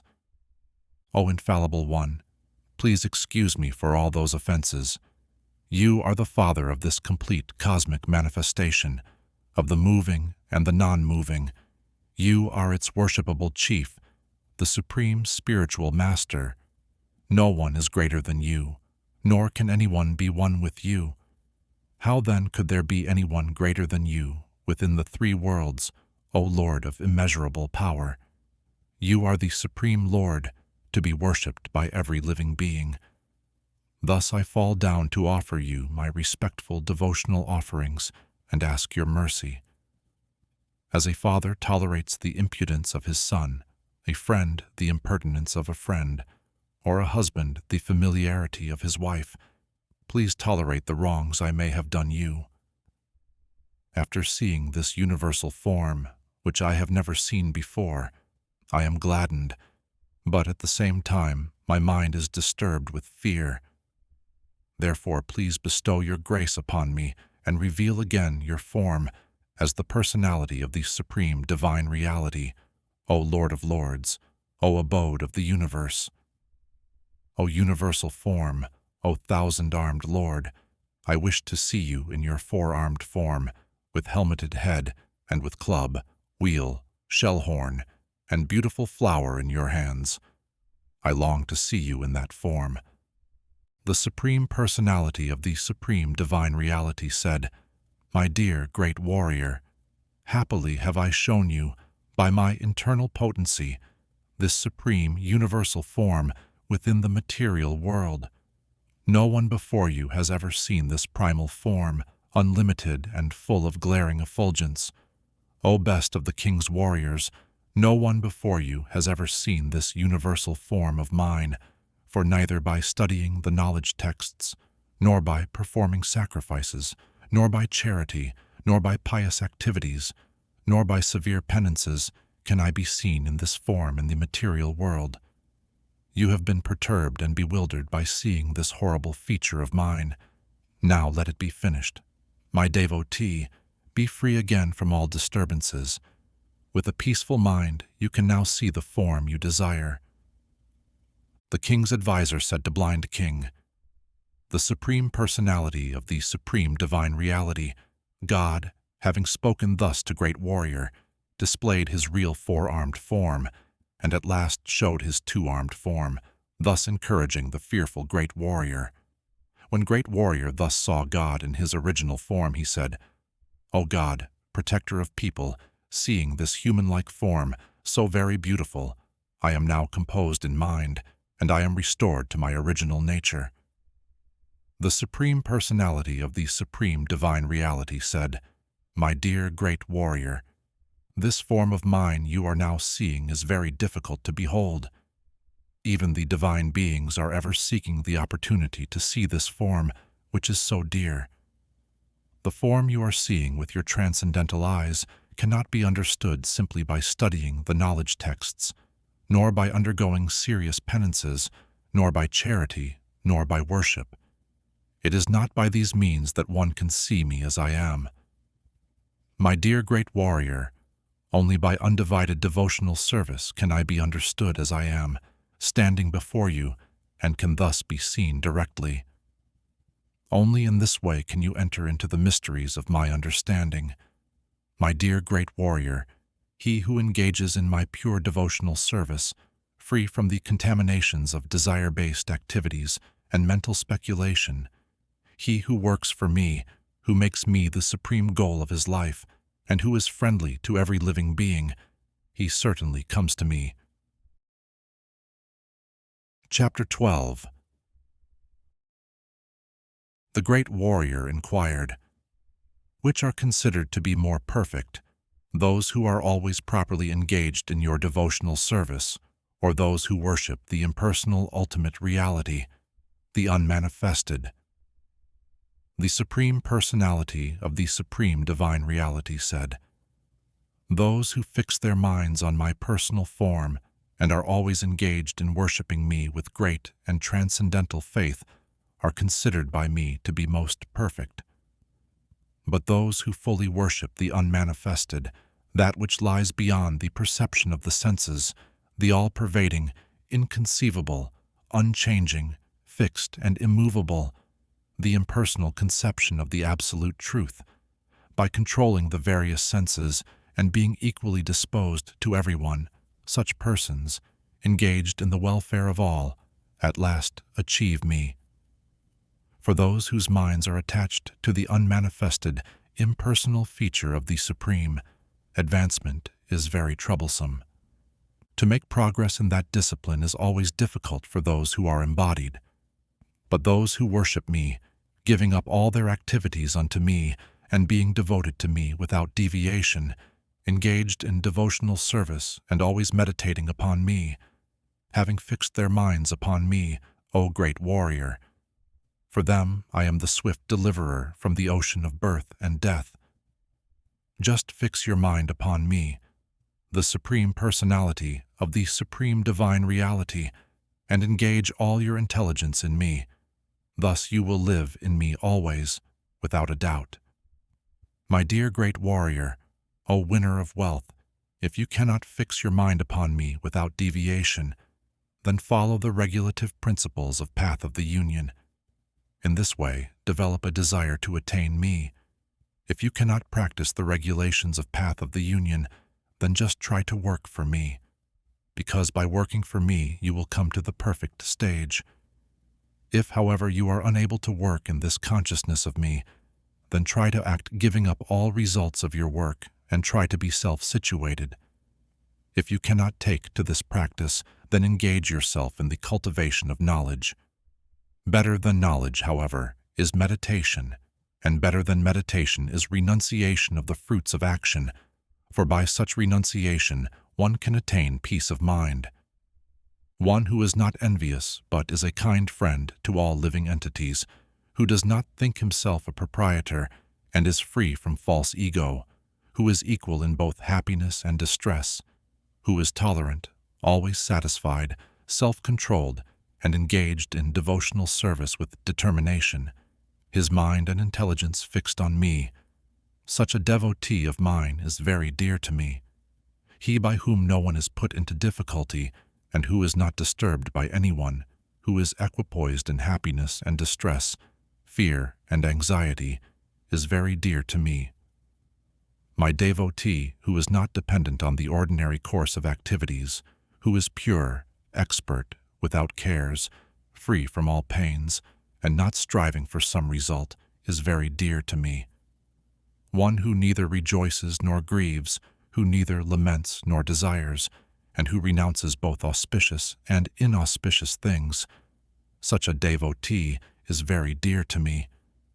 One who is equal to friends and enemies, who is equipoised in honor and dishonor, heat and cold, happiness and distress, fame and infamy, who is always free from contaminating association, always silent and satisfied with anything, who doesn't care for any residence, who is fixed in knowledge, and who is engaged in devotional service. Such a person is very dear to me. Those who follow this imperishable path of devotional service and who completely engage themselves with faith, making me the supreme goal, are very, very dear to me. Chapter 13. The great warrior said, "O my dear God, I wish to know about nature, the enjoyer, and the field and the knower of the field, and of knowledge and the object of knowledge." The Supreme Personality of the Supreme Divine Reality said, This body, O great warrior, is called the field, and one who knows this body is called the knower of the field. O scion of the legendary king, you should understand that I am also the knower in all bodies, and to understand this body and its knower is called knowledge. That is my opinion. Now please hear my brief description of this field of activity and how it is constituted, what its changes are, whence it is produced, who that knower of the field of activities is, and what his influences are. That knowledge of the field of activities and of the knower of activities is described by various sages in various knowledge writings. It is especially presented in the thread on the culmination of ultimate reality wisdom with all reasoning as to cause and effect. The 5 great elements, false ego, intelligence, the unmanifested, the 10 senses and the mind, the 5 sense objects, desire, hatred, happiness, distress, the aggregate, the life symptoms and convictions, all these are considered, in summary, to be the field of activities and its interactions. Humility, pridelessness, nonviolence, tolerance, simplicity, approaching a bona fide spiritual master, cleanliness, steadiness, self-control, renunciation of the objects of sense gratification, absence of false ego, the perception of the evil of birth, death, old age, and disease, detachment, freedom from entanglement with children, wife, home, and the rest, even-mindedness amid pleasant and unpleasant events, constant and unalloyed devotion to me, aspiring to live in a solitary place, detachment from the general mass of people, accepting the importance of self-realization, and philosophical search for the absolute truth. All these I declare to be knowledge, and besides this, whatever there may be is ignorance. I shall now explain the knowable, knowing which you will taste the eternal. Ultimate reality, the spirit, beginningless and subordinate to me, lies beyond the cause and effect of this material world. Everywhere are his hands and legs, his eyes, heads and faces, and he has ears everywhere. In this way the Supersoul exists, pervading everything. The Supersoul is the original source of all senses, yet he is without senses. He is unattached, although he is the maintainer of all living beings. He transcends the modes of nature, and at the same time he is the master of all the modes of material nature. The supreme truth exists outside and inside of all living beings, the moving and the non-moving. Because he is subtle, he is beyond the power of the material senses to see or to know. Although far, far away, he is also near to all. Although the Supersoul appears to be divided among all beings, he is never divided. He is situated as one. Although he is the maintainer of every living entity, it is to be understood that he devours and develops all. He is the source of light in all luminous objects. He is beyond the darkness of matter and is unmanifested. He is knowledge. He is the object of knowledge, and he is the goal of knowledge. He is situated in everyone's heart. Thus the field of the body, knowledge and the knowable have been summarily described by me. Only my devotees can understand this thoroughly and thus attain to my nature. Material nature and the living entities should be understood to be beginningless. Their transformations and the modes of matter are products of material nature. Nature is said to be the cause of all material causes and effects, whereas the living entity is the cause of the various sufferings and enjoyments in this world. The living entity in material nature thus follows the ways of life, enjoying the 3 modes of nature. This is due to his association with that material nature. Thus he meets with good and evil among various species. Yet in this body there is another, a transcendental enjoyer, who is the Lord, the supreme proprietor, who exists as the overseer and permitter, and who is known as the Supersoul. One who understands this philosophy concerning material nature, the living entity, and the interaction of the modes of nature is sure to attain liberation. He will not take birth here again, regardless of his present position. Some perceive the supersoul within themselves through meditation, others through the cultivation of knowledge, and still others through working without desire-based desires. Again, there are those who, although not conversant in spiritual knowledge, begin to worship the Supreme Person upon hearing about him from others. Because of their tendency to hear from authorities, they also transcend the path of birth and death. O chief of the king's descendants, know that whatever you see in existence, both the moving and the non-moving, is only a combination of the field of activities and the knower of the field. One who sees the supersoul accompanying the individual soul in all bodies, and who understands that neither the soul nor the supersoul within the destructible body is ever destroyed, actually sees. One who sees the supersoul equally present everywhere, in every living being, does not degrade himself by his mind. Thus he approaches the transcendental destination. One who can see that all activities are performed by the body, which is created of material nature, and sees that the self does nothing, actually sees. When a sensible man ceases to see different identities due to different material bodies, and he sees how beings are expanded everywhere, he attains to the ultimate reality conception. Those with the vision of eternity can see that the imperishable soul is transcendental, eternal, and beyond the modes of nature. Despite contact with the material body, O great warrior, the soul neither does anything nor is entangled. The sky, due to its subtle nature, does not mix with anything, although it is all-pervading. Similarly, the soul situated in ultimate reality vision does not mix with the body, though situated in that body. O son of the legendary king, as the sun alone illuminates all this universe, so does the living entity, one within the body, illuminate the entire body by consciousness. Those who see with eyes of knowledge the difference between the body and the knower of the body, and can also understand the process of liberation from bondage in material nature, attain to the supreme goal. Chapter 14. The Supreme Personality of the Supreme Divine Reality said, "Again I shall declare to you this supreme wisdom, the best of all knowledge, knowing which all the sages have attained the supreme perfection. By becoming fixed in this knowledge, one can attain to the transcendental nature like my own. Thus established, one is not born at the time of creation or disturbed at the time of dissolution. The total material substance, called ultimate reality, is the source of birth, and it is that ultimate reality that I impregnate, making possible the births of all living beings, O son of the legendary king. It should be understood that all species of life, O great warrior, are made possible by birth in this material nature, and that I am the seed-giving Father. Material nature consists of three modes: goodness, passion, and ignorance.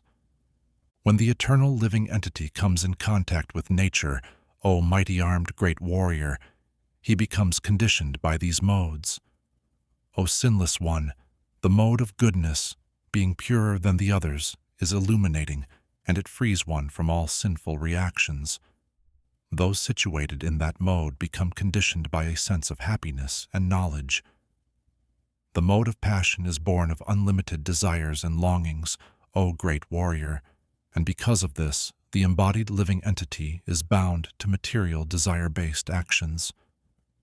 O son of the legendary king, know that the mode of darkness, born of ignorance, is the delusion of all embodied living entities.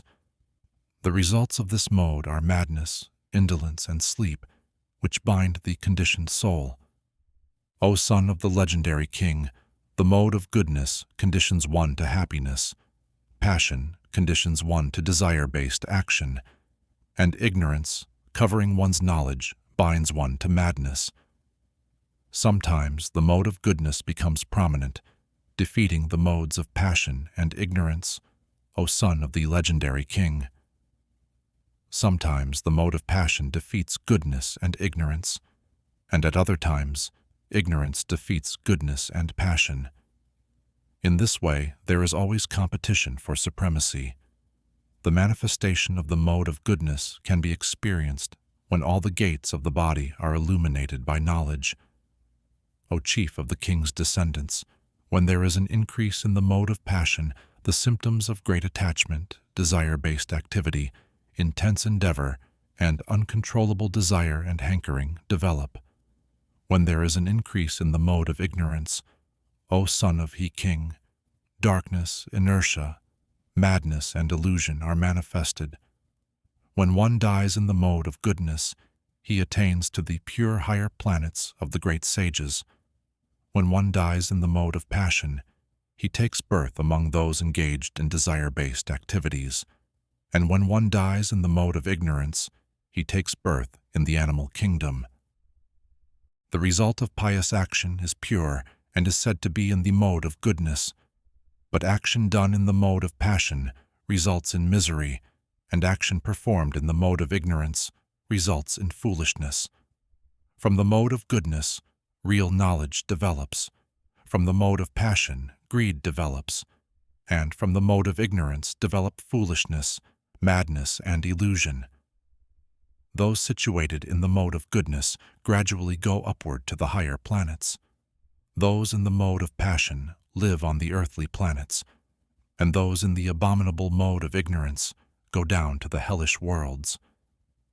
When one properly sees that in all activities no other performer is at work than these modes of nature, and he knows the Supreme Lord, who is transcendental to all these modes, he attains my spiritual nature.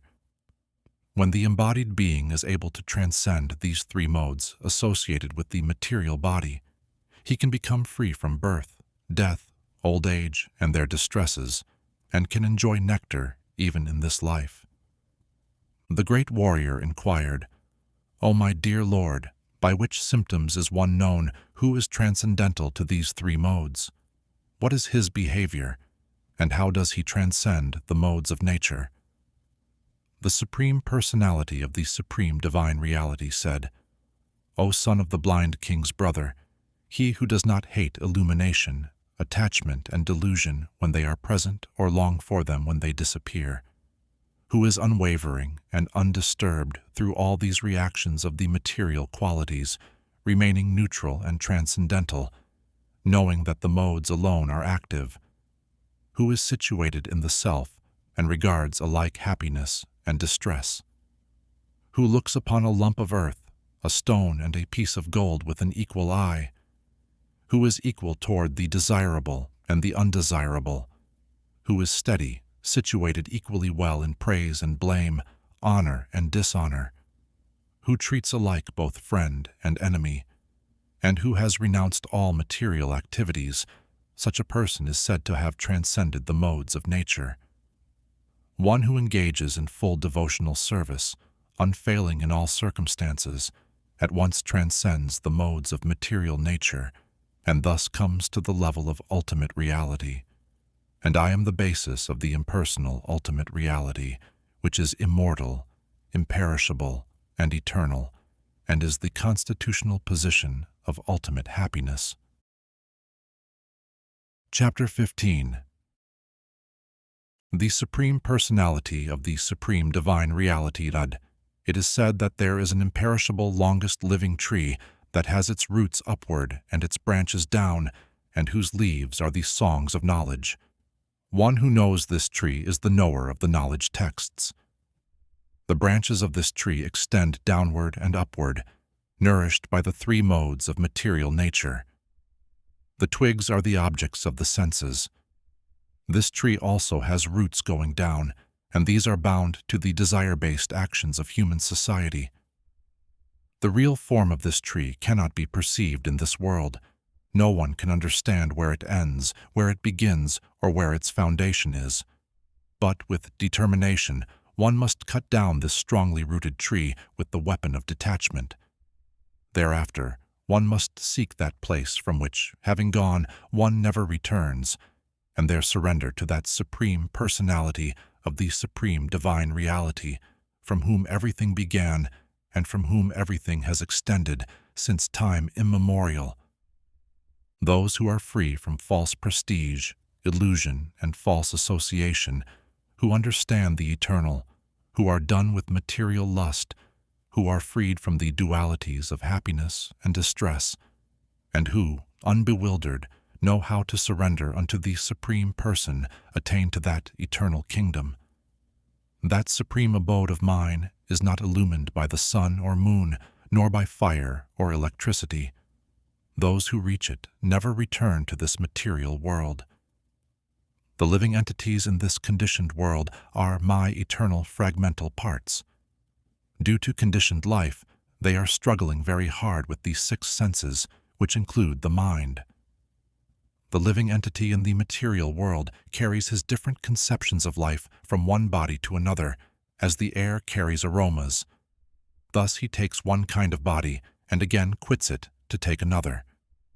The living entity, thus taking another gross body, obtains a certain type of ear, eye, tongue, nose, and sense of touch, which are grouped about the mind. He thus enjoys a particular set of sense objects. The foolish cannot understand how a living entity can quit his body, nor can they understand what sort of body he enjoys under the spell of the modes of nature. But one whose eyes are trained in knowledge can see all this. The endeavoring transcendentalists who are situated in self-realization can see all this clearly. But those whose minds are not developed and who are not situated in self-realization cannot see what is taking place, though they may try. The splendor of the sun, which dissipates the darkness of this whole world, comes from me, and the splendor of the moon and the splendor of fire are also from me.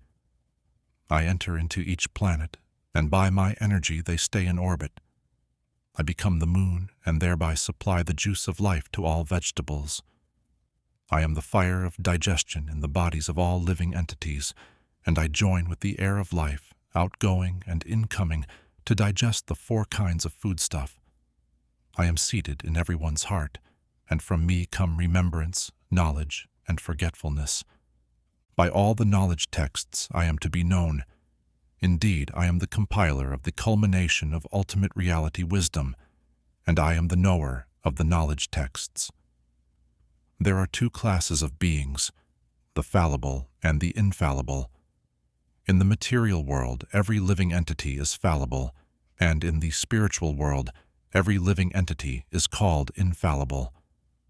Besides these two, there is the greatest living personality, the Supreme Soul, the imperishable Lord Himself, who has entered the three worlds and is maintaining them.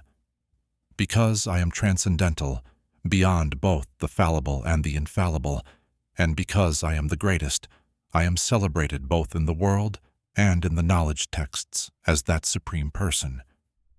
Whoever knows me as the Supreme Personality of the Supreme Divine Reality, without doubting, is the knower of everything. He therefore engages himself in full devotional service to me, O Son of the legendary King. This is the most confidential part of the knowledge scriptures, O Sinless One, and it is disclosed now by me. Whoever understands this will become wise, and his endeavors will know perfection. Chapter 16. The Supreme Personality of the Supreme Divine Reality said, fearlessness, purification of one's existence, cultivation of spiritual knowledge, charity, self-control, performance of sacrifice, study of the knowledge texts, austerity, simplicity, nonviolence, truthfulness, freedom from anger, renunciation, tranquility, aversion to fault-finding, compassion for all living entities, freedom from covetousness, gentleness, modesty, steady determination, vigor, forgiveness, fortitude, cleanliness, and freedom from envy and from the passion for honor. These transcendental qualities, O Son of the legendary King, belong to godly men endowed with divine nature. Pride, arrogance, conceit, anger, harshness, and ignorance, These qualities belong to those of demonic nature, O great warrior. The transcendental qualities are conducive to liberation, whereas the demonic qualities make for bondage. Do not worry, O son of the blind king's brother, for you are born with the divine qualities. O great warrior, in this world there are two kinds of created beings. One is called divine and the other demonic. I have already explained to you at length the divine qualities. Now hear from me of the demonic. Those who are demonic do not know what is to be done and what is not to be done. Neither cleanliness, nor proper behavior, nor truth is found in them. They say that this world is unreal, with no foundation, no God in control. They say it is produced of sex desire and has no cause other than lust. Following such conclusions, the demonic, who are lost to themselves and who have no intelligence, engage in unbeneficial, horrible works meant to destroy the world. Taking shelter of insatiable lust and absorbed in the conceit of pride and false prestige, the demonic, thus illusioned, are always sworn to unclean work, attracted by the impermanent. They believe that to gratify the senses is the prime necessity of human civilization. Thus, until the end of life, their anxiety is immeasurable. Bound by a network of hundreds of thousands of desires and absorbed in lust and anger, they secure money by illegal means for sense gratification. The demonic person thinks, "So much wealth do I have today, and I will gain more according to my schemes. So much is mine now, and it will increase in the future, more and more. He is my enemy, and I have killed him, and my other enemies will also be killed. I am the Lord of everything. I am the enjoyer. I am perfect, powerful, and happy. I am the richest man, surrounded by aristocratic relatives. There is none so powerful and happy as I am. I shall perform sacrifices. I shall give some charity, and thus I shall rejoice." In this way, such persons are deluded by ignorance. Thus perplexed by various anxieties and bound by a network of illusions, they become too strongly attached to sense enjoyment and fall down into hell. Self-complacent and always impudent, deluded by wealth and false prestige, they sometimes proudly perform sacrifices in name only, without following any rules or regulations. Bewildered by false ego, strength, pride, lust, and anger, the demons become envious of the Supreme Personality of the Supreme Divine Reality, who is situated in their own bodies and in the bodies of others, and blaspheme against the real religion. Those who are envious and mischievous, who are the lowest among men, I perpetually cast into the ocean of material existence, into various demonic species of life. Attaining repeated birth amongst the species of demonic life, O great warrior, such persons can never approach me. Gradually they sink down to the most abominable type of existence. There are 3 gates leading to this hell: lust, anger, and greed. Every sane man should give these up, for they lead to the degradation of the soul. The man who has escaped these 3 gates of hell, O great warrior, performs acts conducive to self-realization and thus gradually attains the supreme destination. He who discards scriptural injunctions and acts according to his own whims attains neither perfection, nor happiness, nor the supreme destination. One should therefore understand what is duty and what is not duty by the regulations of the Scriptures. Knowing such rules and regulations, one should act so that he may gradually be elevated. Chapter 17. The great warrior inquired, "O God, what is the situation of those who do not follow the principles of Scripture, but worship according to their own imagination? Are they in goodness, in passion, or in ignorance?" The Supreme Personality of the Supreme Divine Reality said, "According to the modes of nature acquired by the embodied soul, one's faith can be of 3 kinds: in goodness, in passion, or in ignorance. Now hear about this. O son of the legendary king, according to one's existence under the various modes of nature, one evolves a particular kind of faith. The living being is said to be of a particular faith according to the modes he has acquired.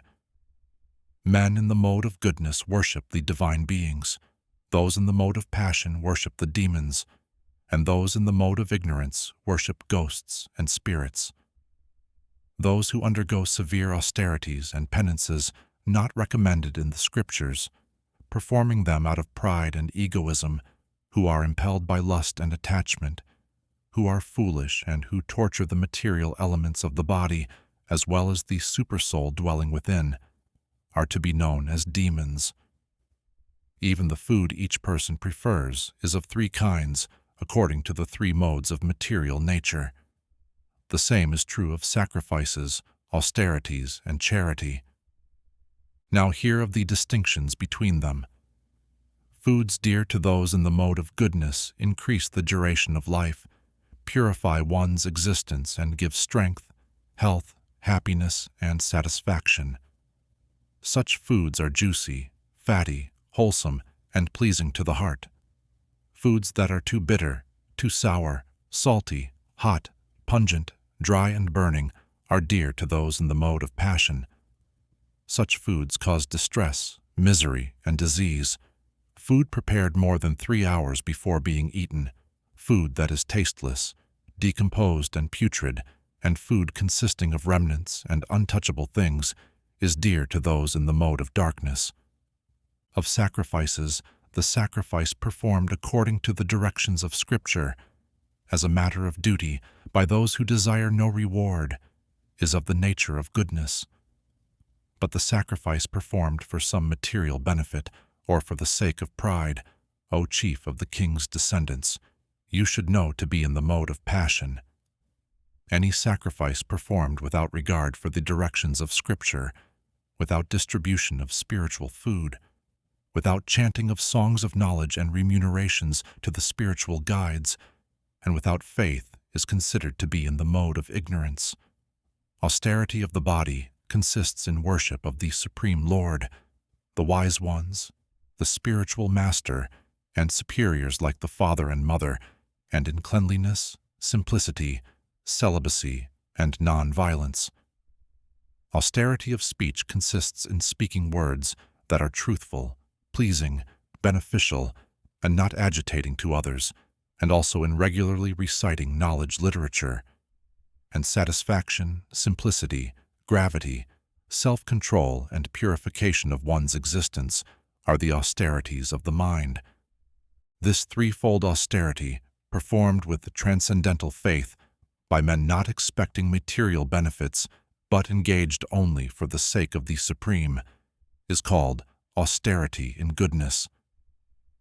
Penance performed out of pride and for the sake of gaining respect, honor, and worship is said to be in the mode of passion. It is neither stable nor permanent. Penance performed out of foolishness, with self-torture, or to destroy or injure others, is said to be in the mode of ignorance. Charity given out of duty, without expectation of return, at the proper time and place, and to a worthy person, is considered to be in the mode of goodness. But charity performed with the expectation of some return, or with the desire for desire-based results, or in a grudging mood, is said to be charity in the mode of passion.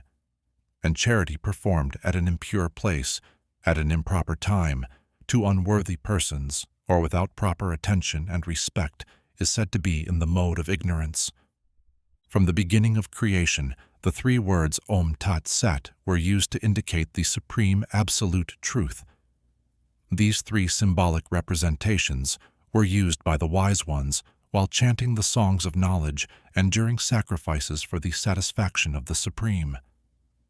Therefore, transcendentalists undertaking performances of sacrifice, charity, and penance in accordance with scriptural regulations begin always with Om to attain the Supreme. Without desiring desire-based results, one should perform various kinds of sacrifice, penance, and charity with the word Tat. The purpose of such transcendental activities is to get free from material entanglement. The absolute truth is the objective of devotional sacrifice, and it is indicated by the word sat. The performer of such sacrifice is also called sat, as are all works of sacrifice, penance, and charity, which, true to the absolute nature, are performed to please the Supreme Person, O great warrior. Anything done as sacrifice, charity, or penance without faith in the Supreme, O great warrior, is impermanent. It is called asat and is useless both in this life and the next. Chapter 18. The great warrior said, O mighty armed one, I wish to understand the purpose of renunciation and of the renounced order of life, O killer of the horse-shaped demon, master of the senses. The Supreme Personality of the Supreme Divine Reality said, the giving up of activities that are based on material desire is what great learned men call the renounced order of life, and giving up the results of all activities is what the wise call renunciation. Some learned men declare that all kinds of desire-based activities should be given up as faulty, yet other sages maintain that acts of sacrifice, charity, and penance should never be abandoned. O best of the king's descendants, now hear my judgment about renunciation. O tiger among men, renunciation is declared in the scriptures to be of three kinds. Acts of sacrifice, charity, and penance are not to be given up. They must be performed. Indeed, sacrifice, charity, and penance purify even the great souls. All these activities should be performed without attachment or any expectation of result. They should be performed as a matter of duty, O great warrior. That is my final opinion. Prescribed duties should never be renounced. If one gives up his prescribed duties because of illusion, such renunciation is said to be in the mode of ignorance. Anyone who gives up prescribed duties as troublesome or out of fear of bodily discomfort is said to have renounced in the mode of passion. Such action never leads to the elevation of renunciation. O great warrior, when one performs his prescribed duty only because it ought to be done, and renounces all material association and all attachment to the fruit, his renunciation is said to be in the mode of goodness. The intelligent renouncer situated in the mode of goodness, neither hateful of inauspicious work, nor attached to auspicious work, has no doubts about work. It is indeed impossible for an embodied being to give up all activities. But he who renounces the fruits of action is called one who has truly renounced. For one who is not renounced, the threefold fruits of action, desirable, undesirable, and mixed, accrue after death. But those who are in the renounced order of life have no such result to suffer or enjoy. O mighty armed great warrior, according to the culmination of ultimate reality wisdom, there are 5 causes for the accomplishment of all action. Now learn of these from me. The place of action, the body, the performer, the various senses, the many different kinds of endeavor, and ultimately the supersoul. These are the 5 factors of action. Whatever right or wrong action a man performs by body, mind, or speech is caused by these 5 factors. Therefore, one who thinks himself the only doer, not considering the 5 factors, is certainly not very intelligent and cannot see things as they are. One who is not motivated by false ego, whose intelligence is not entangled, though he kills men in this world, does not kill, nor is he bound by his actions. Knowledge, the object of knowledge, and the knower are the 3 factors that motivate action. The senses, the work, and the doer are the 3 constituents of action. According to the 3 different modes of material nature, there are 3 kinds of knowledge: action and performer of action. Now hear of them from me. That knowledge by which one undivided spiritual nature is seen in all living entities, though they are divided into innumerable forms, you should understand to be in the mode of goodness. That knowledge by which one sees that in every different body There is a different type of living entity you should understand to be in the mode of passion, and that knowledge by which one is attached to one kind of work as the all in all, without knowledge of the truth, and which is very meager, is said to be in the mode of darkness. That action which is regulated and which is performed without attachment, without love or hatred, and without desire for desire-based results, is said to be in the mode of goodness. But action performed with great effort, by one seeking to gratify his desires, and enacted from a sense of false ego, is called action in the mode of passion. That action performed in illusion, in disregard of scriptural injunctions, and without concern for future bondage or for violence or distress caused to others, is said to be in the mode of ignorance. One who performs his duty without association with the modes of material nature, without false ego, with great determination and enthusiasm, and without wavering in success or failure, is said to be a worker in the mode of goodness. The worker who is attached to work and the fruits of work, desiring to enjoy those fruits, and who is greedy, always envious, impure, and moved by joy and sorrow, is said to be in the mode of passion.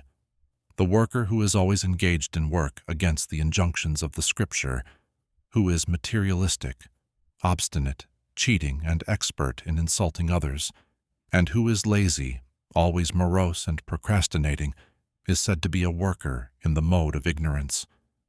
O winner of wealth, now please listen as I tell you in detail of the different kinds of understanding and determination according to the three modes of material nature. O great warrior, that understanding by which one knows what ought to be done and what ought not to be done, what is to be feared and what is not to be feared, what is binding and what is liberating, is in the mode of goodness. O great warrior, that understanding which cannot distinguish between religion and irreligion, between action that should be done and action that should not be done, is in the mode of passion.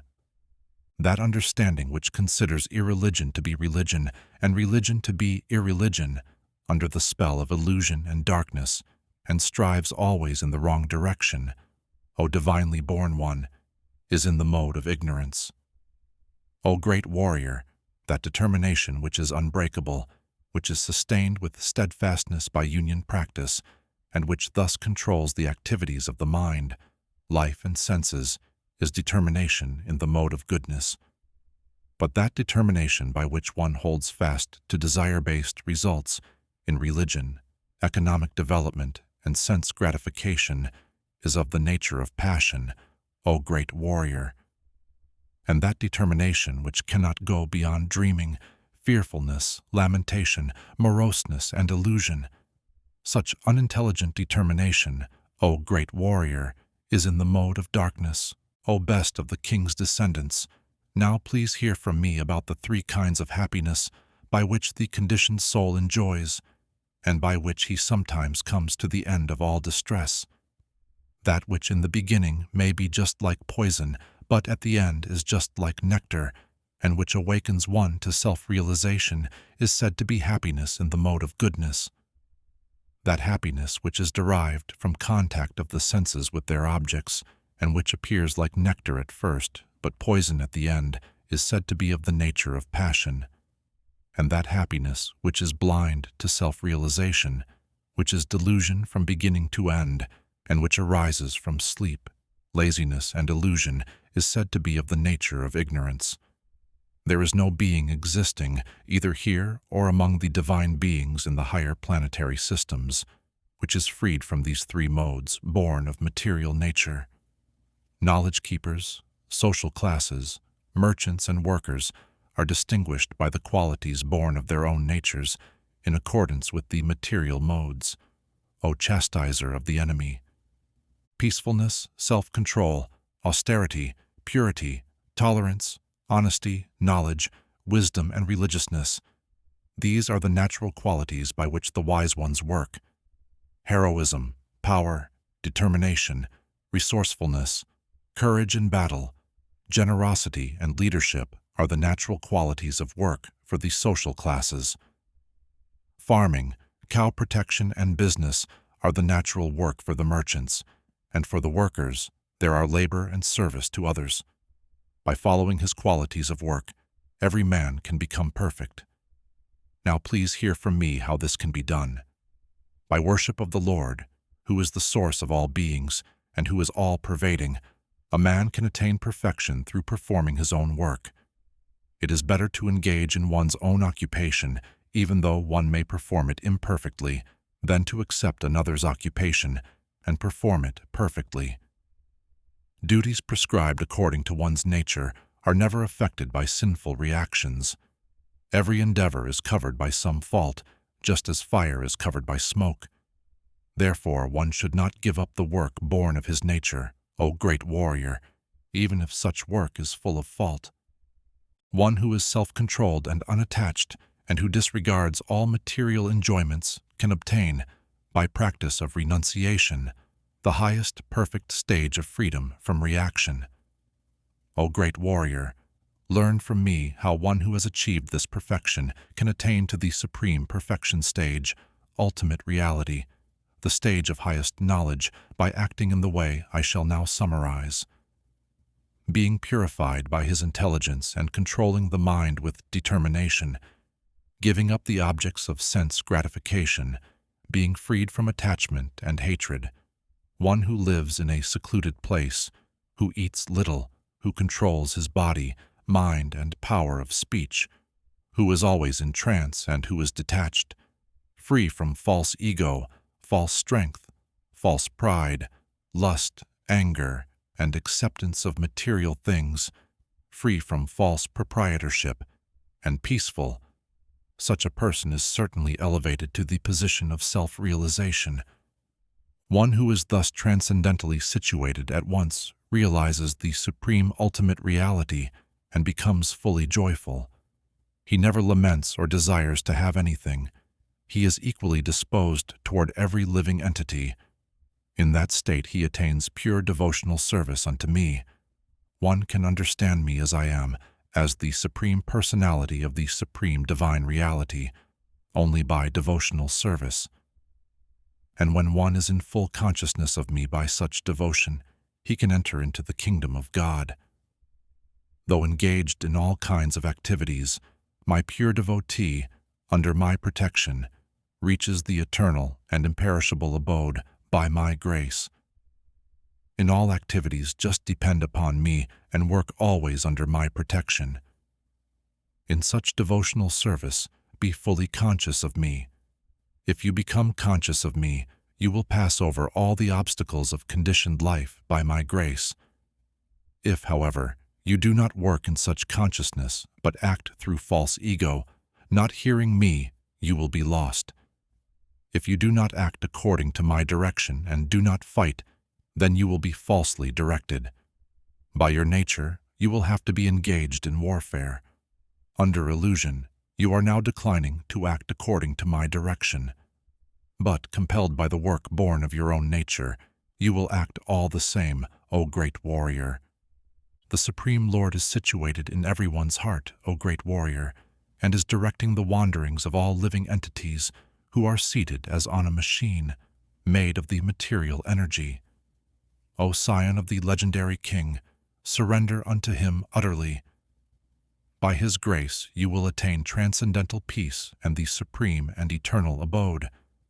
Thus I have explained to you knowledge still more confidential. Deliberate on this fully, and then do what you wish to do. Because you are my very dear friend, I am speaking to you my supreme instruction, the most confidential knowledge of all. Hear this from me, for it is for your benefit. Always think of me. Become my devotee, worship me, and offer your homage unto me. Thus you will come to me without fail. I promise you this because you are my very dear friend. Abandon all varieties of religion and just surrender unto me. I shall deliver you from all sinful reactions. Do not fear.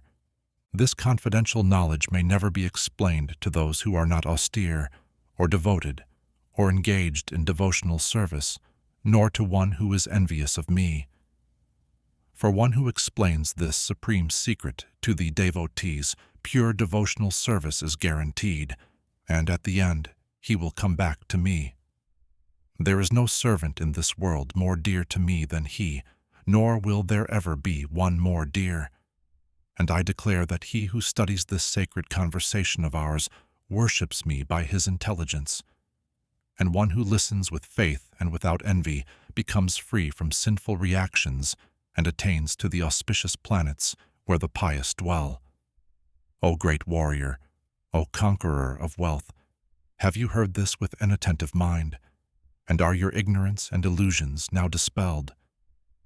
The great warrior said, My dear God, O infallible one, my illusion is now gone. I have regained my memory by your mercy. I am now firm and free from doubt, and am prepared to act according to your instructions. The king's advisor said, Thus have I heard the conversation of two great souls, God and the great warrior, and so wonderful is that message that my hair is standing on end. By the mercy of the one who compiled the knowledge texts, I have heard these most confidential talks directly from the master of all mysticism, God, who was speaking personally to great warrior. O king, as I repeatedly recall this wondrous and holy dialogue between God and the great warrior, I take pleasure, being thrilled at every moment. O king, as I remember the wonderful form of Lord God, I am struck with wonder more and more, and I rejoice again and again.